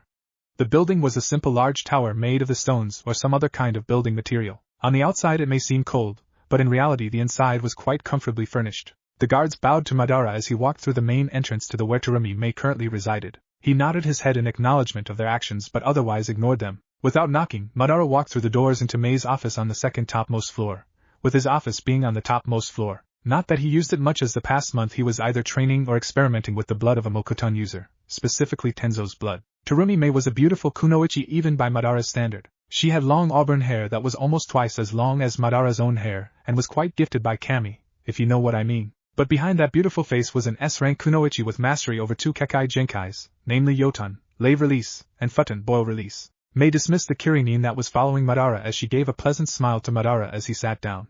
What did you want to see me for? Madara asked. Madara-san, I was calling you here to inform you of some shipments of the weapons and the recruiting of new members.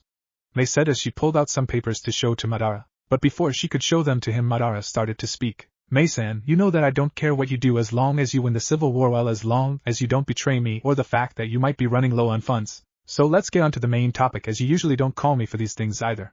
What do you want? Mei in response smiled pleasantly again. Madara-san, although we, the Kirigakure Rebellion Force, are grateful for your help, I just can't help but wonder why you would want to rebuild Yuzushiogakure. I'm not wondering why you want to have your own village, but why must it be Yuzushiogakure or be even named that?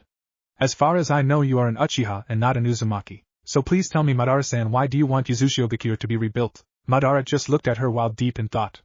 On one hand, if he didn't tell her, the alliance might sour, and that might lead to devastating results in the newborn alliance. On the other hand, if he did, his secret might go out, and that would lead to unpleasant consequences too. For example, Konoha might know of his heritage, and would either try to get him back or outright attempt to kill him. Not to mention that his father's reputation would plummet once he knew of his two-timing relationship. On second thought, consequences be damned. Karma is going to be a bitch, Namikaze Minato. Madara thought as he let out an evil smirk and chuckle. That day he explained his heritage to Terumi Mei. Of course he left out some details out and emphasized on the darker details, such as his father's two-timing actions and the abuse he suffered at home. Of course, when Mei asked why he had the Sharingan, he said that he refused to tell her, and that telling her of his heritage was already too much to ask for. Though he did tell her that it was one of his dreams to rebuild Yuzushiogakure in honor of his mother. Damn, I got worked up more than I expected to. Madara thought to himself as he recalled his occasional outburst during his explanation to Mei earlier. Indeed, compared to his usual calm and aloof attitude, it was unbecoming of him. With a sigh, Madara resumed him training, only to find out he could properly concentrate on his Rasengan with it reminding too much of his family. With a sigh, Madara decided to forego today's training and go to sleep early. 1.5 months later. When I come back, I hope to hear good news, Mei-san. Madara said as jumped onto his giant crow summoning. Of course, Madara-san, with your support, we should be able to win within 1 year now. Mei said as she waved goodbye to Madara. Terumi-sama, are you sure it's okay to trust him? Ao, a former hunter Nin of the corrupted Kirigakure, whispered to Mei as he watched Madara's crow fly off into the distance. It's fine, Ao. As long as we honor our end of the deal, we have nothing to fear.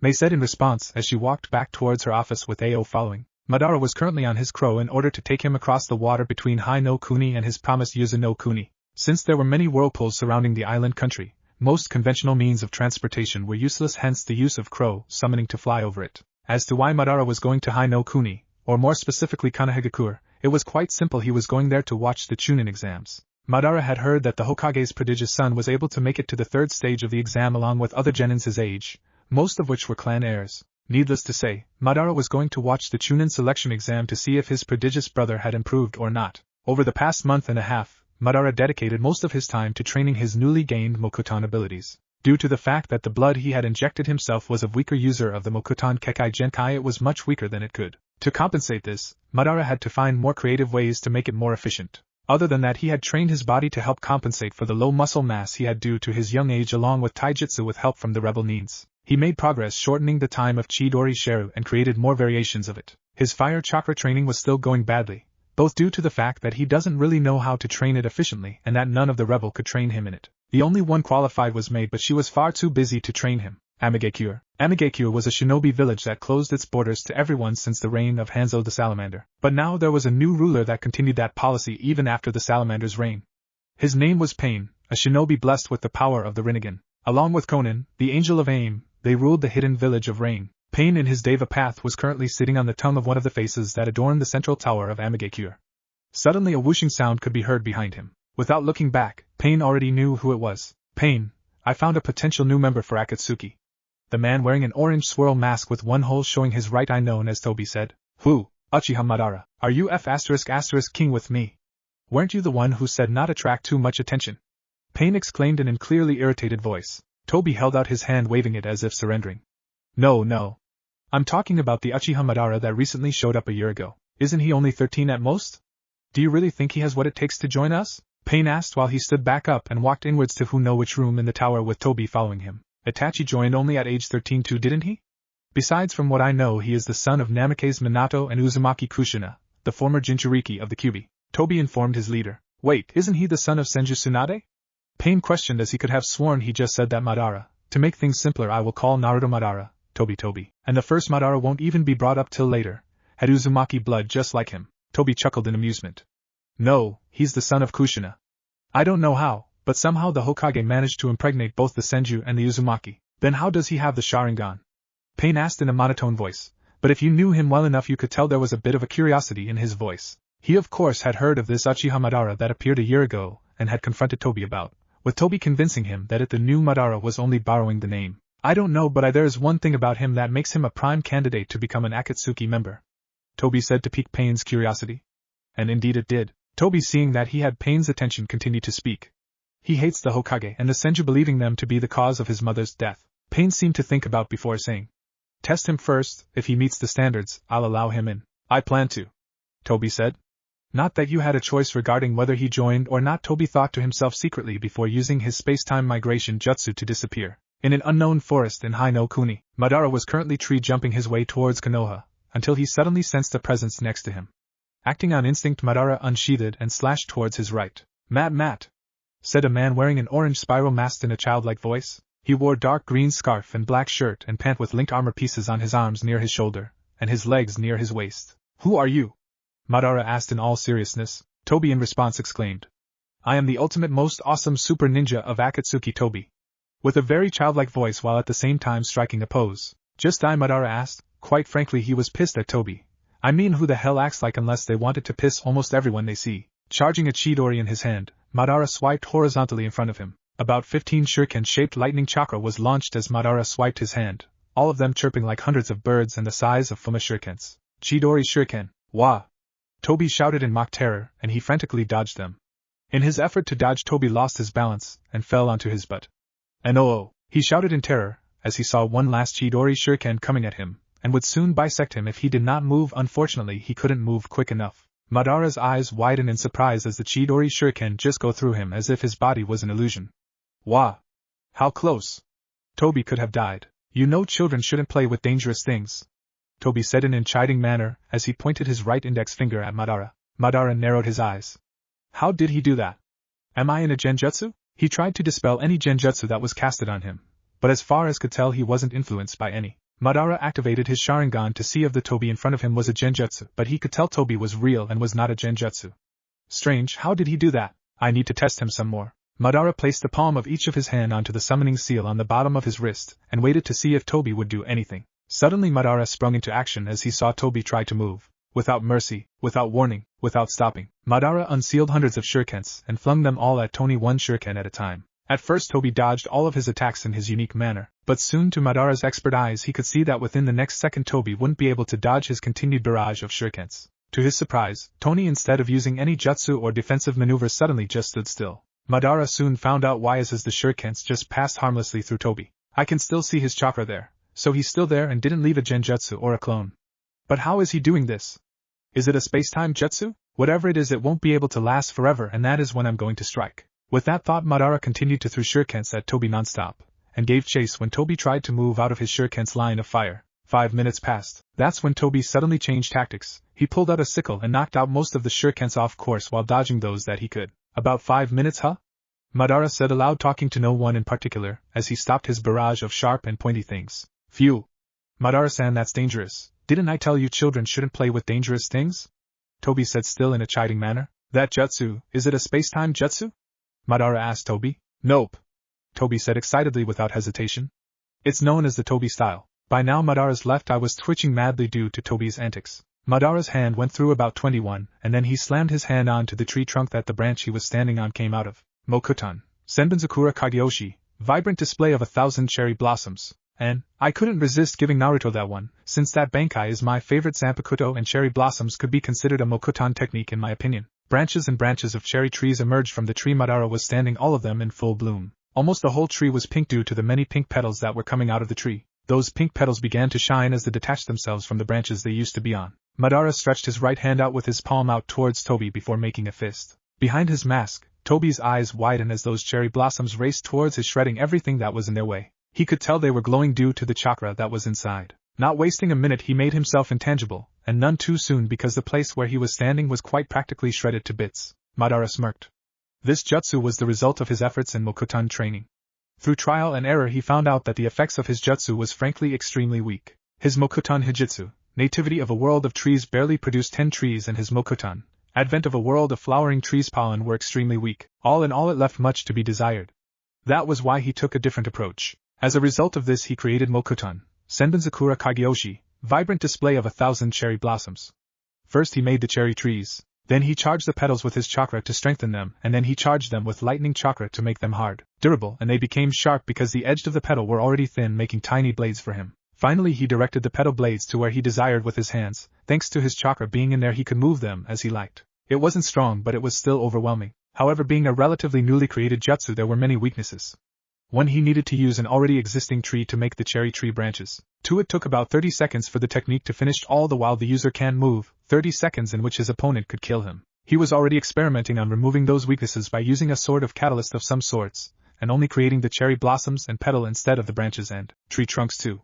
3. A good futon jutsu could probably blow away those petals away from the target, and possibility back at him. 4. His control over the technique perfect yet so the attack may seem slow.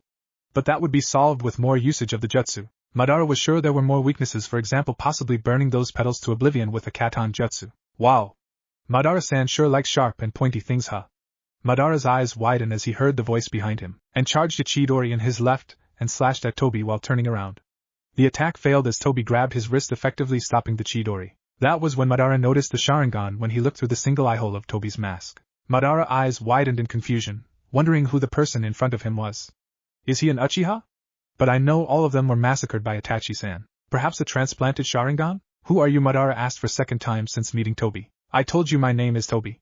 Tobi said, introducing himself, only this time in his normal and serious demeanor, letting go of Madara's hand after the chidori fizzled out. But my real name is Uchiha Madara. Madara just stared at him before he started laughing. Stop lying, you aren't Uchiha Madara, he said after he regained his breath after laughing. If I'm not Uchiha Madara, who is then? You. Tobi asked, wondering if Madara really knew he wasn't who he said he was or was just laughing at the thought of him claiming to be one of the most feared ninja of all time. I'm not the first, I'm second. First? Second? Tobi asked, confusion evident in his voice. Correct, the first Madara already died, although he didn't die after his last battle with Senju Hashirama. Madara informed Tobi. I've never claimed to be the original, but I'll tell you why I call myself the Nidaime Uchiha Madara. After he said that, his 3-tomoed Sharingan eyes started to morph and change. Those eyes. Tobi gasped out in clear surprise, recognizing the pattern that Madara's Sharingan changed into. Iron Manjikyu Sharingan. Amaterasu. Without warning, the black flames of the Manjikyu Sharingan engulfed Tobi's chest. Seeing that his attack hits its mark, Madara turned off his Sharingan and turned around, intending to continue to go to Konoha. That was close. In surprise, Madara activated his EMS and glared at the apparent unharmed form of Tobi. Who exactly are you? Tobi didn't seem to be fazed by Madara glares as he continued to speak, as if there wasn't 3 dangerous and enormously powerful jutsu that could be used against at any time. It doesn't matter who I am at this point, but what I am offering you. Offering? Yes, to join Akatsuki. What is Akatsuki? We are a mercenary organization comprised of 10 S-ranked shinobis. Our goal is world domination. I'm not interested in world domination. You don't have to be, but if you join us we'll help you destroy the leaf. My goal isn't to destroy the leaf. Yes it is. Tobi asserted, even to Madara's denial. Madara glared in denial again, challenging Madara's claim. Do you really think the Hokage wouldn't try to stop you in your revenge against his wife and son? Madara asked rhetorically, intentionally implying that Madara wasn't the Hokage's son. No, of course not. You would need to go against the Hokage for your revenge, but if you go against the Hokage you go against Konoha too. Madara was staring at him with a cold mask on his face. Face it, you need allies, and we the Akatsuki are the only ally that can help you. Tobi turned his back and began to use his space-time migration jutsu as he began to leave. If you are interested, go to Amigakure. Tobi's voice said as it echoed throughout the forest. Chapter 3. Life-Changing Decisions Part 1. Namikaze Senju Nawaki vs Tenten. Begin! Shouted Shiranu Ginma shouted as he shined to a safe place to watch the very first match of the 3rd round of the Chunin selection exam. Nawaki had changed his clothing after the second part of the Chunin exam. Not that it was all that important to know. He now wore dark green shinobi shirt and pants with blue sandals. His headband was still on his forehead, and his hair was even longer than ever. He now wore a white coat that barely reached past his knees, and it also had a red flame designs that licked the edge of his coat, much like his father's coat, only his didn't have Konoha no Kiroi Senku, Konoha's yellow flash, written on it. Instead it has the Senju clan symbol on it. On his back was a sheathed average-length katana with a rectangular cross guard with smooth rounded edges and a dark blue hilt. Nawaki Senju grinned in anticipation. He had trained a whole month for this with his sensei. He originally wanted his father to train him, but he was too busy since the Chunin exams was a very diplomatic event. But Nawaki didn't mind. I mean, who would complain when you're being trained by the Toad Sage Jiraiya? Sure, he may be a little perverted, okay, I take that back, he's the biggest pervert to ever exist. That better? No matter his quirks, he is still considered a legendary shinobi for a reason. Besides, it wasn't like his father didn't help him. The katana on his back was proof of that. It was a special katana made by the Uzumaki clan. The sword was created by the Uzumaki clan's feared Fuinjutsu, sealing techniques. It also one of the reasons that they were destroyed. Unfortunately, the method to create such swords was also destroyed along with the village. His father said that it once belonged to a very close friend of his. Though when he said close friend, Nawaki could see a tender and loving gaze, one stronger than the one he gave his mother when he mentioned this friend. It made Nawaki very confused, but he decided not to pursue since he had something more important at the moment, which was training for the Chunin exam. Nawaki stopped reminiscing as he adjusted himself into his fighting as he faced his opponent Tenten. He didn't know much about her besides the fact that likes to throw very and pointy weapons. Nawaki didn't get to see much of her techniques due to the fact that she fought Sakura and that their levels were too far apart. Though she did change her wardrobe, her new attire now consists of a long-sleeved white blouse with a high collar and red fastener, and edges paired with similarly colored puffy pants that look like a hakama, with the exposed parts of her legs near the waist covered in bandage. She also had a large scroll like the one his sensei Jiraiya carried. Tenten moved first. In a flash she had taken out a storage scroll and unwrapped in one quick motion. Poof, poof, poof, poof, poof, poof, poof, poof. Tenten unsealed an unaccountable number of weapons ranging from simple kunais and shurikens to tantos and gamas, sickles, and a repetition of smooth movement launched them at Nawaki. Nawaki, seeing this, drew 2 kunais, one in each hand, and started to deflect all the weapons coming at him. He didn't move, instead he just stayed there deflecting Tenten's projectiles, waiting for his chance to attack when she ran out of them. Yes, sorry, but there's a problem with your plan. Nawaki Esichi doesn't run out of projectiles. Nawaki soon found out about that fact after the first 5 minutes of the endless barrage of extremely sharp and pointy things. But he couldn't do a thing about it. The weapons were coming too fast for him to move right or left, or to even make hand seals. All he could do was wait for an opening to escape. Suddenly Nawaki saw one thrown weapon that stood out. It should have stood out too because it was a broadsword that was at least as long as Nawaki was tall and at least 1.5 feet wide. Nawaki gritted his teeth and used both kunais to block the blade, seeing that he couldn't move to the right or the left due to the numerous weapons on both his side. Surprisingly, there was only one projectile directly aimed at him, and that was the broadsword. Clang! Due to the force behind it, both of Nawaki's hands were pushed upwards into the air with his kunais knocked out of his hand. Nawaki's eyes widened at the surprising force behind the sword but soon returned to its normal size as he calmed himself and looked back at Tenten. However, she wasn't there, much to his surprise for the umpteenth time today. Then he saw a brown blur on the bottom of his eye. He looked down to see Tenten crouching low to the ground with a broadsword almost as large as the one he just deflected. Oh yeah, I forgot something. It was in mid-swing. Sh. Nawaki tried to curse but was stopped as he tried to dodge, but unfortunately or fortunately depending on a person's point of view, he tripped over his own foot and fell backwards where the sword Tenten swung just missed by the barest millimeters. A tch sound escaped Tenten's lips as she saw her strike miss, but despite missing, Tenten brought the sword up and swung it down at Nawaki. Nawaki, seeing this, rolled out of the way and away from Tenten as he used his hands to lift his body up and flipped a few meters away from Tenten. Once he landed from the series of flips he performed, he grabbed the hilt of his katana, showing that he was taking her seriously. Nawaki knew that the only reason his opponent hadn't won was through his dumb luck.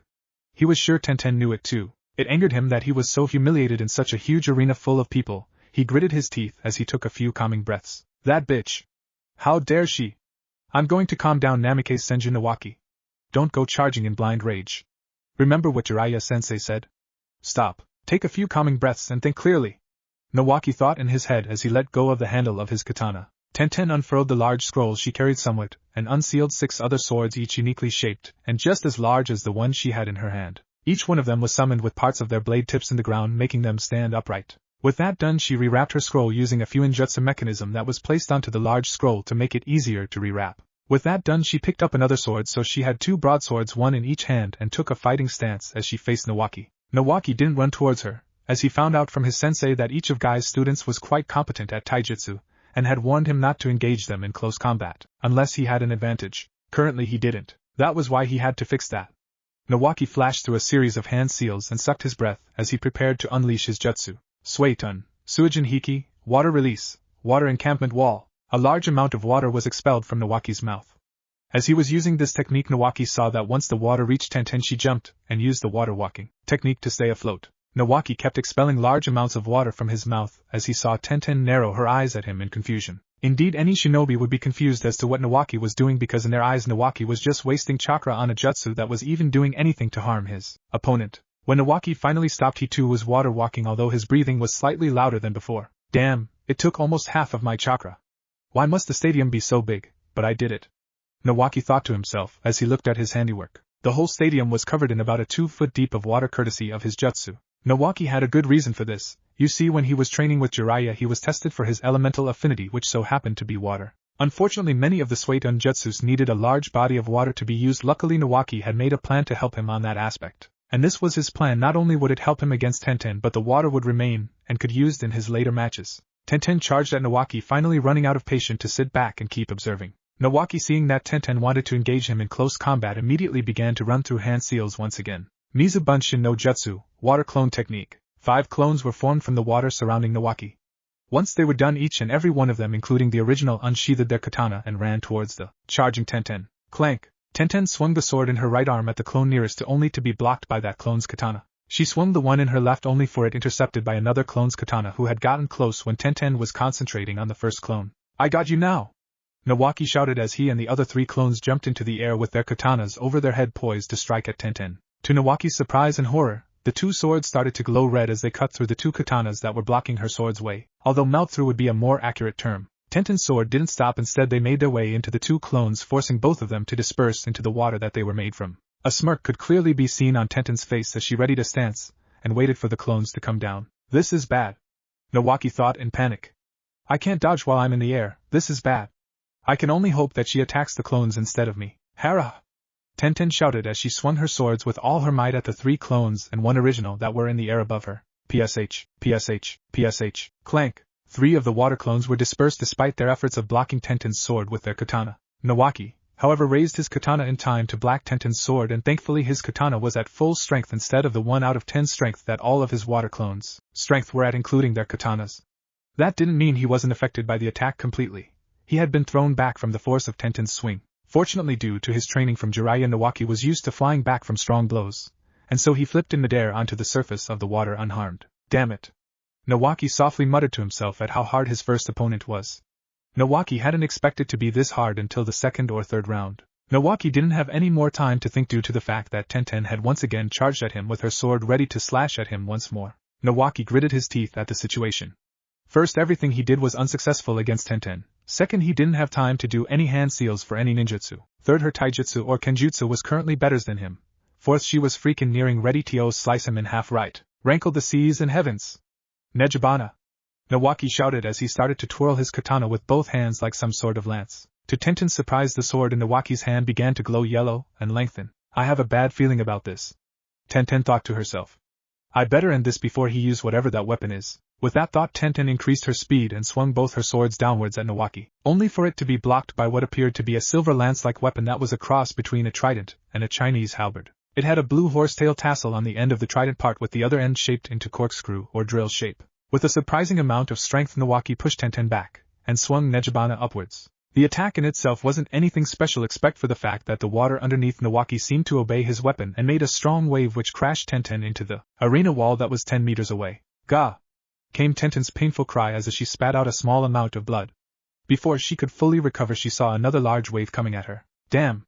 Tenten shouted as she threw away the sword in her left hand before using that left hand to grip onto the sword's handle. Yaha!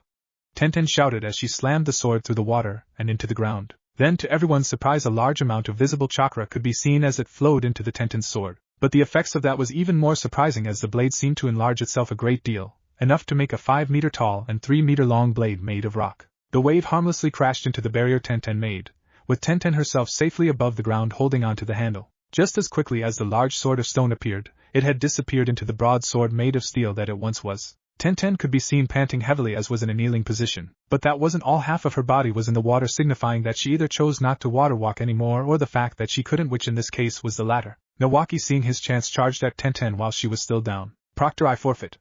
Tenten shouted, making Nawaki halt in surprise just a few feet away from her. Genma nodded in acknowledgement and shouted, Winner Namikaze Senju Nawaki. Why? Nawaki asked, confusion evident in his voice. In case you haven't noticed, Senju, that last technique I did used up a large amount of chakra. So much that I can longer even water walk. If I continued to fight, I would have lost. Tenten explained. Up in the stands, the Jonin senseis had watched the match with fascination. A conversation began as Nawaki left the arena, with Tenten following after she had sealed away her weapons. What was that? Sakura nearly shouted the question she had wanted asked but couldn't, as she was too absorbed into the match. That was chakra flow, Kakashi answered the girl who just so happened to sit next to where he was standing. Chakra flow? Sakura said with a questioning tone. Chakra flow, as Kakashi didn't have a chance to explain as Sarutobi Asuma cut him off. I'll explain since I actually use that technique.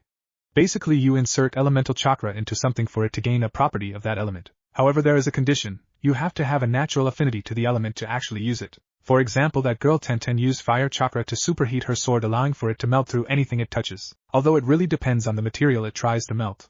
Few jonins even uses the technique, much less genins. Asuma explained to Kakashi's genin, but this is really a surprise, Gai-sen, for your genin to have two natural elemental affinities. Kurenai spoke after letting Asuma finish his explanation. You're wrong, Kurenai-san. Gai said to Kurenai at her statement. What do you mean? Kurenai asked in confusion. The other jonins who were listening on to the conversation were also curious to what Gai said. Tenten doesn't just have a natural fire and earth affinity. She also has water, wind, and lightning too, Gai said with a proud smile onto his face, much to the shock of the other jonins. Then why did she only use fire and earth? Asked Asuma. That is because those are the only two elements that she was able to train in the past month after she found out. Gai said. Amazing to have all 5 affinities and to be able to train 2 affinities to that extent and learn chakra flow. Kakashi said this time. Her potential may even be higher than Nawaki's or Sasuke's. Gai looked proud. Yes, her flames of youth will truly shine brightly. Gai said enthusiastically. The other jonins could only shake their head at his antics. But the question I'm most curious about is Namikaze Senju's sword. What is it? Kurenai asked, with the other jonins agreeing with her. Kakashi spoke this time. I believe I can answer. That sword is a relic of the Uzumaki clan. Uzumaki clan? Sakura said in a questioning tone. She has listened in interest at the conversation beforehand but didn't say anything due to the fact that she had known tidbits of what the teachers were discussing, but she didn't know anything about the Uzumaki clan. Sakura, the Uzumaki clan was a clan of feared Fuinjutsu users. They were so feared that 2 of the 5 great hidden villages banded together and eliminated them in the Second Great Shinobi War. Kakashi said, explaining some basic facts of the clan first. A byproduct of the clan's Fuinjutsu were swords. The swords all were unique and had special properties such as the one Nawaki has. But it is not usable to everyone. There are certain conditions that have to be met. In Nawaki's case, you need a high water affinity, which Nawaki obviously has. How did your student get that sword? Asuma asked. Sensei gave it to him. Kakashi simply said. Back onto the arena, Naruto Shikamaru's and Hyuga Niji's fight had already begun while the jonins were talking about Tenten and Nawaki's sword. Troublesome. Shikamaru muttered under his breath as he tried to capture Niji's shadow with his Kagemain no Jutsu, shadow imitation technique. It was quite hard, when the Hyuga's shadow was light and murky on the ground due to the water. Hell, it was even harder with the Hyuga water walking/running towards him while dodging any attempt of him trying to capture his shadow. Did I mention Shikamaru can't water walk yet? Yeah, he was screwed. Proctor, I forfeit. Shikamaru shouted, seeing that he was horribly outmatched by the Hyuga prodigy. Genma could only sigh as he shouted, winner Hyuga Niji. Due to the fact this was the second match in a row that someone forfeited, added by the fact this one wasn't as entertaining as the first, it displeased the crowd. Genma waited for about 5 minutes before he began announcing again. Would Sabaku no Gara and Yuke Genma was interrupted as a Konoha jonin appeared next to him in a shunshin and started to whisper in his ear. Giving the unnamed jonin a nod, he disappeared in a poof of smoke. Genma cleared his throat as he prepared to make an announcement. Ahem, due to some circumstances, the match between Sabaku no Gara and Uchiha Sasuke will be moved back in the last place. He announced in a particularly loud voice. Now would Kankuro of the Sand and Abirame Shino please make their way to the field? Then, to the crowd's annoyance, Kankuro forfeited, and by default Shino forcing Genma to move on to the next match, which was Samui vs Temari. Up in the audience seats Madara sat. He finally appeared for the first time in this chapter, among them. He wore a black cape with a hood that he was currently using to hide his face. He had been there ever since the 3rd part of the Chunin selection exam started observing his brother. But he was quite surprised by Tenten's appearance. He may have been Tenten's friend when he was Naruto, but that didn't mean he would lie to himself. He knew Tenten was above average, but to Madara at the time he thought she would only be a slightly above jonin at most. Seeing Tenten's abilities in the first fight had changed his opinion about the girl. Nawaki, on the other hand, wasn't that much of a surprise. Madara knew Nawaki was lazy, but he also knew he had a stubborn pride, and in a contest with such a large audience he would not allow himself to look weak. He had improved and became much stronger than he was last seen in Nami no Kuni, Land of Wave. Although his katana Nejibana was a surprise, Madara briefly wondered where Nawaki could have possibly attained it. But he quickly threw that question out of his head. Tsunade probably gave it to Nawaki. The Senjus and Uzumakis were a clan of distant relatives after all. It wouldn't be weird for the Uzumakis to give the Senjus something as a show of good faith after all. In Madara's opinion, the only reason Nawaki won was because of Nejibana. The fight between the Hyuga and Nara was slightly disappointing to Madara.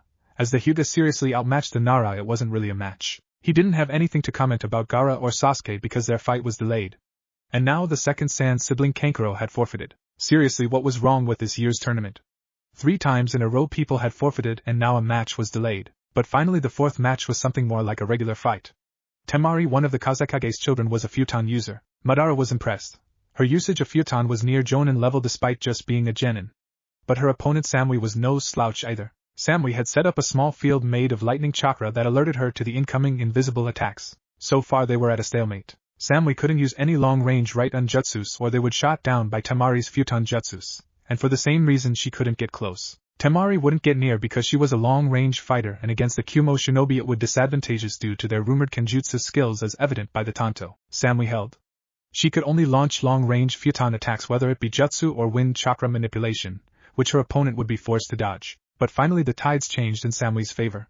Temari, due to her constant use of lethal jutsus, had used up all of her available chakra. Samui, however, only used a little amount of chakra to maintain her lightning field and was far better off despite the few cuts she had on her. Without warning, Samui charged at Temari and used the right-on jutsu to electrocute Temari until she fainted. Winner Samui of Kumo. Temari was taken by the medics to get her injuries treated while Samui returned to the contestant box waiting for the next match. Okay, things basically followed the way it did in canon up to the point the Temple of Nirvana technique was used. I didn't write this because it would just be a useless repeat of what you would already know. Madara's eyes widened in surprise as he saw the Nien Shuja no Jutsu, Temple of Nirvana technique, activating. Why is such a large-scale genjutsu being used right? Madara thought. What should I do? Perhaps pretend to succumb to the jutsu? Yeah, that's the safest plan right now. With that thought, Madara bent forward as if sleeping in a sitting position. However, under his hood his eyes were angled in such a position that he could look straight without anyone finding out he was awake. Madara had even slowed down his breathing as adding a step to fake his sleep because a skilled shinobi could tell if someone was really asleep or not just by their breathing. That was because when a person sleeps his breathing slows, which also commonly makes them breathe faster when they first awake. The Suna, sand, and Odo, sound, Nins are attacking the Konoha, leaf, Nins.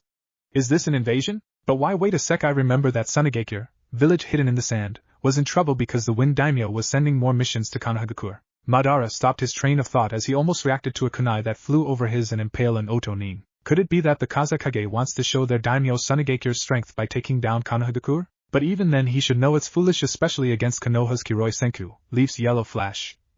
But yet why is he still attacking? Unless he has a powerful ally to help, but who?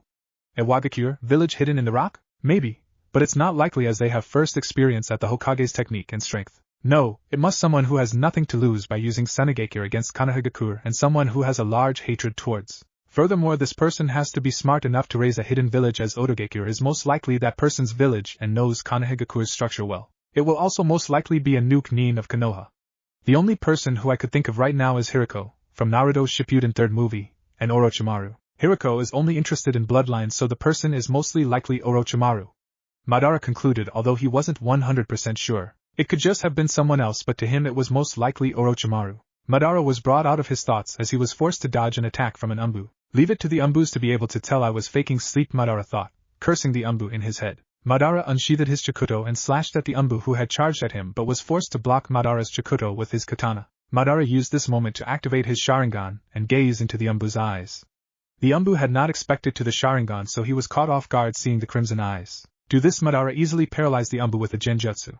But before the Umbu could break out of it, Madara pierced his heart with his Chikuto. After sheathing his Chikuto, wiping the blood off first, or rather swinging it and flinging the blood first, Madara knew that he couldn't pretend to be asleep with the dead Umbu. On his feet, jumped off and onto the rooftop. When he made it to the top, his attention was directed towards the large Kekai barrier, with a poisonous purple color towards his right. With his Sharingan enhanced version, he saw his father flash in front of what he knew to be the Shodame Hokage, Senju Hashirama, and place some sort of seal onto him. To Madara's surprise, Senju Hashirama's skin seemed to peel away as it lost its color. Soon what was in front of his father was a corpse of some kind with paper mache. Edo Tensai, Impure World Resurrection. Madara thought as he recognized the after effects of the jutsu from what he read in his mindscape. There seems to be another corpse just like the one that used to be the Shodame. Who is it? The Nidame Hokage, Senju Tobirama? From what I know of Orochimaru, he is the sick kind of bastard that would use Konoha's former Hokages to attack it. Madara for the first time in a long time inexplicably felt fear grip his heart, as Orochimaru kicked his father a few meters away. He saw Orochimaru walk towards Minato at a leisurely pace with the Kuzunaji in hand. Orochimaru seemed to be talking as if mocking Minato, but at that moment Madara felt his body move by itself. Activating Chidori Sheru Shell, Madara broke through the barrier unaffected by its less than pleasant effect as his jutsu protected him. Just in time too, as he blocked the sword that was coming down onto his father with his Chikuto. And Naruto?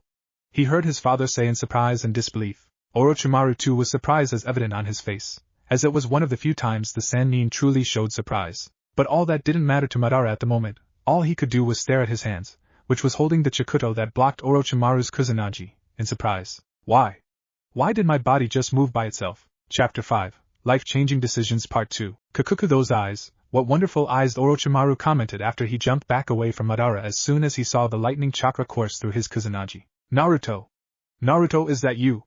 Minato asked with a slight tenderness in his voice as he looked at Madara's Chidori-covered back. Madara, however, sheathed his Chikuto as he let Chidori dissipate, opting to observe the snake Sannin instead of his father. Minato, who was sprawled on the ground, forced his body despite his protesting body. Slowly he staggered towards Madara and placed his hand on his shoulder, at least tried to, before Madara suddenly turned around and nailed him the gut with a kick, which flung him a few feet back. Yandame Hokage, you should leave before you get caught in the crossfire, Madara said to his father in the professional tone almost every ninja uses. Wait, Naruto, you aren't strong enough. At least let me help you, Minato yelled to his son despite just being kicked by him. He was sure now that the blonde Sharingan wielder was his son now that he saw his face. He desperately wanted to help even if he knew he would probably die. Hokage, look at yourself. You're in no condition to fight. All you would be is a dead weight that'd get me killed, Madara toned Minato with an even colder tone as he tried to suppress the warmth that suddenly sprouted in his chest as he heard Minato's words. Maybe he really does care about me. Kakuku, I never thought that the crimson-eyed god would be such a little brat, Madara-kun, Orochimaru said as he gained the two blondes' attention. I don't mean to be imposing on this little reunion of some sorts, but I'm going to have to kill you now, Minato-kun. He finished, not sounding as if he cared at all. Orochimaru. You, Minato said as he tried to argue against the snake Sannin. Truly fighting against the two former Hokages and a Sannin hadn't been good for his health. Even a genin could tell Minato was on his last legs as he coughed some blood out. Without warning, Orochimaru charged towards his right, and then made a sharp turn towards Minato. Minato, who saw, tried to move but found his body frozen due to the damage he received. Minato saw his son's back again as he once again blocked the sword that was meant for him, only with a regular kunai this time. Go, you're a hindrance, you useless bastard, Madara growled out as he was forced to save his father again. Damn. Why does my body keep moving without my consent? I'm supposed to hate him, Madara thought to himself, although a little voice already told him the answer, he just refused to believe it. Minato, seeing that his son was right, reluctantly used his Hiraishin no Jutsu, Flying Thunder God, to flash away into the hospital, but before saying some last words to his son.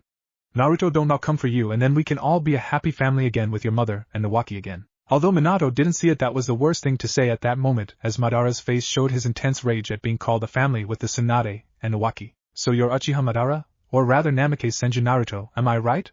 Orochimaru taunted as he had already pieced together the information he just gathered. I'm Uchiha Madara, Madara shouted back as he made a single Tora Tiger Seal, Katon, Gokaki no Jutsu, Fire Release, Great Fireball Technique. A large fireball was spewed from Madara's mouth as it came towards Orochimaru. Orochimaru was surprised at Madara's mastery over the technique as he only used a single seal for the technique. It almost caused him to get hit by the attack. Almost. Orochimaru used his inhumane speed to move to dodge the fireball before the bottom part of his legs turned to a large snake tail as he slithered towards Madara. Quite quickly, I might add. Madara unsheathed his Chikuto as he readied himself for Orochimaru's incoming assault. Clang, clang, clang, clang, clang. The sound of sword clashing against another sword rang out as Madara and Orochimaru had a battle of Kenjutsu, sword techniques. Strange. Orochimaru should be stronger and faster than this. Why am I able to keep up with him? That's it. He must still be tired after fighting the Hokage. Madara released as he saw how tired and haggard Orochimaru's body was with his Sharingan. With that thought in mind, Madara's attacks became fiercer and stronger. Orochimaru frowned inwardly as he felt himself being pushed back. There.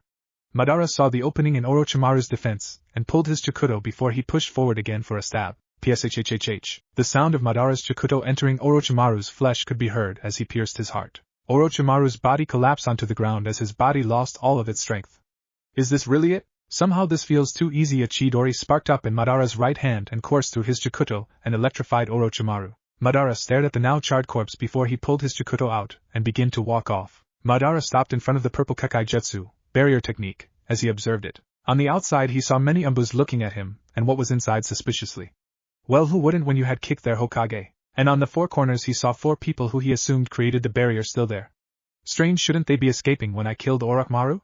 A sudden thought reached Madara's head as he whirled around as quickly as possible, only to see Orochimaru's head coming towards him with his mouth open and fangs clearly seen. Damn it, I don't have to dodge this. Damn.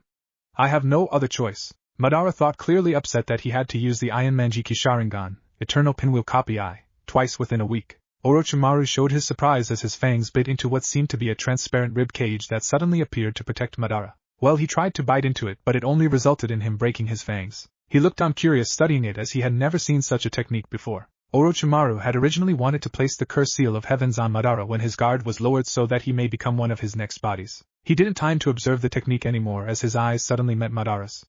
Imagine his surprise when he saw the look of Madara's Sharingan. Manjikyu Sharingan. Unfortunately for the Sannin, he didn't any more time to observe as that was when Madara precisely used one of the single most devastating fire jutsus. Amaterasu. Madara stared at the screaming head of the snake Sannin as the flames consumed him. He briefly wondered how a human's neck could elongate that much as Orochimaru's. It's because Orochimaru is no longer something that can be called human. Madara told himself. He would have turned his attention back to the Kekai, but given how Orochimaru already survived a Chidori enhanced pierce to the heart, he wasn't taking any chances. And with good reason too, as the snake Sannin's mouth opened widely and a body emerged from it. Madara could only look in disgust as Orochimaru discarded his old skin that was still being burned by his black flames. However, Orochimaru wasn't entirely okay either, as he could be seen visibly panting. That technique must have taken quite some chakra, Madara thought to himself as he saw Orochimaru's chakra diminished after using that shedding technique with his Sharingan. Madara-kun, I have to wonder, how did you get the Sharingan? Orochimaru asked, very interested as from what he knew the lost son of the Namake's Minato, Namake's Senjin Naruto, wasn't an Uchiha by blood, or was he? Orochimaru, did you know you're a disgusting piece of shit? Madara said in a venomous tone as he insulted Orochimaru. Orochimaru's left eye twitched. He hadn't been insulted like that in a long time. Before he could say anything again, he was forced to move as a black flames burst out of nowhere behind him. No doubt it would have burst out on him had he not moved. Damn. I can't take any more damage like that. I'm nearly out of chakra from fighting the Yondaime Hokage. It's too bad. I would have liked to take Madara with me. Orochimaru thought sadly, more like disappointed, to himself. Sakan. Jirobo. Kidamaru. Taiyuya. Let's go. Orochimaru commanded his subordinates. Immediately, like the quick and efficient underlings of Orochimaru tended to do, the Kekai dissipated and they ran off with Orochimaru. Madara briefly entertained the idea of going after Orochimaru but quickly shot down the idea. On second thought, Madara thought to himself as he saw the Umbu coming to surround him. After all, if he was going to run away, why not chase after Orochimaru while he was at it? Madara reverted his EMS back into its normal matured Sharingan form as he closed his eyes. A few moments later he opened them again, and at the same time Chidori Shara activated. Not wasting a moment as the Umbus were getting quite close to him, he began to chase after Orochimaru. Madara roof hopped as fast as he can and kicked any shinobi that was in his way regardless of who he was. Once he was far enough, Madara stopped his Chidori Shara because despite its smaller drain than a regular Chidori, it would still run his reserves dry. Besides, he had already used Amaterasu and a partial manifestation Susanoo, namely its ribcage. I have only about 35% of my chakra left. It would be unwise to continue chasing Orochimaru now, Madara thought to himself as he just jumped through Konoha's gates, ignoring all the shinobi that were fighting near there. Instead, he weaved himself through the battles so that he could slip out unseen. Madara made a sigh as he looked at his hands. Why? Why did I save him? Am I too soft? No, that's not possible. I have prepared myself for over 5 years. Yet why did I save him? Madara thought, frustrated to himself. Then he remembered the mysterious masked man's words. Do you really think the Hokage wouldn't try to stop you in your revenge against his wife and son? No, he would probably protect them over me. I'm going to have to kill him. No, of course not. You would need to go against the Hokage for your revenge, but if you go against the Hokage, you go against Konoha too. I can't beat Konoha by myself as I am right now. I need to get stronger, and even then I might not be able to kill them. What is my plan for revenge then? 3. Want to make them feel the same pain I'll do. Face it, you need allies, and we the Akatsuki are the only ally that can help you. In order to do that, I can't just kill them, it would be a blessing to them. No, I have to take away everything they cherish. If you are interested, go to Amagekure. 4 months later. So this is it, huh? Madara said to himself as saw the industrial hidden village of Rain. It had taken him about 2 weeks to travel to this place. When he had contemplated joining them, he knew that he would need at least some information. Why? Because joining some shady criminal organization without any knowledge on them would be a bad idea. It was quite simple. When he had asked about Akatsuki, it just so happened that Torimi May knew of them. From what she told him, they were a secret mercenary group that did S-class mission and above with absolute efficiency. That wasn't all either. Apparently all of them seemed to be Nukanins. That wasn't the most surprising thing either. The most surprising fact was that all of them, or the ones that were known, were S-class. Their distinct were the black coats with red clouds over them that they wore. Obviously if he, Uchiha Madara, wanted to join, he would need to get stronger. Oh, he was strong, alright. Strong enough to be a S-class shinobi, but that only applied because of his EMS. Without it he would probably be a high A-class, and Madara knew it too. Which was why he took so long to arrive, as devoted most of his time to training himself so that his base skills were at least low S-class. It wasn't easy, and more often than not the only times he rested was when he fainted. He couldn't even begin to count how many times he had almost severely injured himself training. Most of them were from trying to perfect his Mokuton, Senbenzakura Kagyoshi, would release, vibrant display of 1,000 cherry blossoms. It was a long and arduous task, especially considering how one had to keep himself safe from over 1,000. No, 100,000 would be a more suitable number. Yeah, anyways, it was hard to keep oneself safe from 100,000 tiny blades shaped as sakura petals. But due to the result of his training, he had created his own personal brand of clones that were unique to him, as no one besides a Mokuton user could created them, as far as he knew. Not only that, he had used Mokuton, Senbenzakura Kagyoshi as a basis and made 2 more jutsu from it. Those 2 jutsus were Sake, Slaughterscape, and Gokiai, Moscape. They were very devastating. But besides those 2 jutsus, Madara was especially happy with how he had shortened the creation of those blades, even if practicing it almost skewered him numerous times. He had first gotten the idea from watching the first match of the Chunin exams. Speaking of Chunin exams, he remembered the Uzumaki sword Nejibana that Nawaki had. In his opinion, it was very insulting for that Senju to have it, even if the clans were distant cousin clans. It wasn't that Madara disliked the Senju, he just didn't like Senju Tsunade and Senju Nawaki, which were the last of the Senju clan. I should take that sword back next time I see him, Madara thought to himself, but currently he had more pressing matters to attend to. It should be obvious at this point that Madara decided to join. After all, with allies that consisted of S-class ninjas, it was definitely possible to have his revenge. Of course, he had no idea what the masked shinobi planned for him. He wouldn't even rule out the possibility that he wanted to use him, Uchiha Madara. He can try, but in the end I will be the one who stands on top. There was also another matter that made Madara very concerned. Dream flashback. Nisan, what's your dream? An Uchiha of 17 years and long black hair asked me. The most defining on him were the bandages around his eyes, signifying that some sort of surgery was done on him. There was silence as my body seemed to ponder before saying, to make the Uchiha clan the greatest there is Izuna. After all, you gave me these for this purpose, did you not? Izuna? Wasn't Izuna Madara's little brother? That must mean that I am reliving Madara's memories. My attention was forced back on Izuna as he began talking again. Nisan, that's a great dream, but? I asked my little brother in a curious tone. Wait. Why did I start thinking of Izuna as my little brother? But I would prefer peace, Nisan. It would make me very happy if you attained peace with the very eyes I gave you. That way at least I was at least some help in peace, and that it would proof of my existence. Peace, such a foreign concept for people such as us who are born in this era. Are these the real Madara's memories? Why peace? My mouth asked without my consent. I didn't even bother why he worded it as if he was going to die. Chances are he would. In this time period, people, and especially Uchihas with blindness, do not tend to last long on the battlefield. Izuna smiled as he looked at me. Because I couldn't hear what he had to say because my ears no longer worked, it was as if someone stuffed cotton in my ears. The scene continued to play until I went to sleep. As darkness overtook me, as darkness took over Madara, the scene changed. This time it was very gruesome. It was as if time slowed down just to spite me. Why? Because I was slowly watching my precious brother Izuna getting impaled by multiple shurikens and kunais. I could hear my very heart break into a million pieces. I told him not to go to the battlefield. Why, Izuna? Why did you go despite knowing that you would die if you went? But why did you still go? My heart broke even more if it was possible as Izuna looked at me with his non-existent eyes and mouthed, thank you NNNNIS-san. Dream flashback end. The second Madara, formerly known as Naruto, had recently begun to have dreams about the real and first Madara's life. He didn't know how it was possible, but he just knew that it did. Perhaps the merging process was going faster? After all, these dreams did start to appear only after Madara had used the EMS twice in 1 week. The dreams were all out of order too.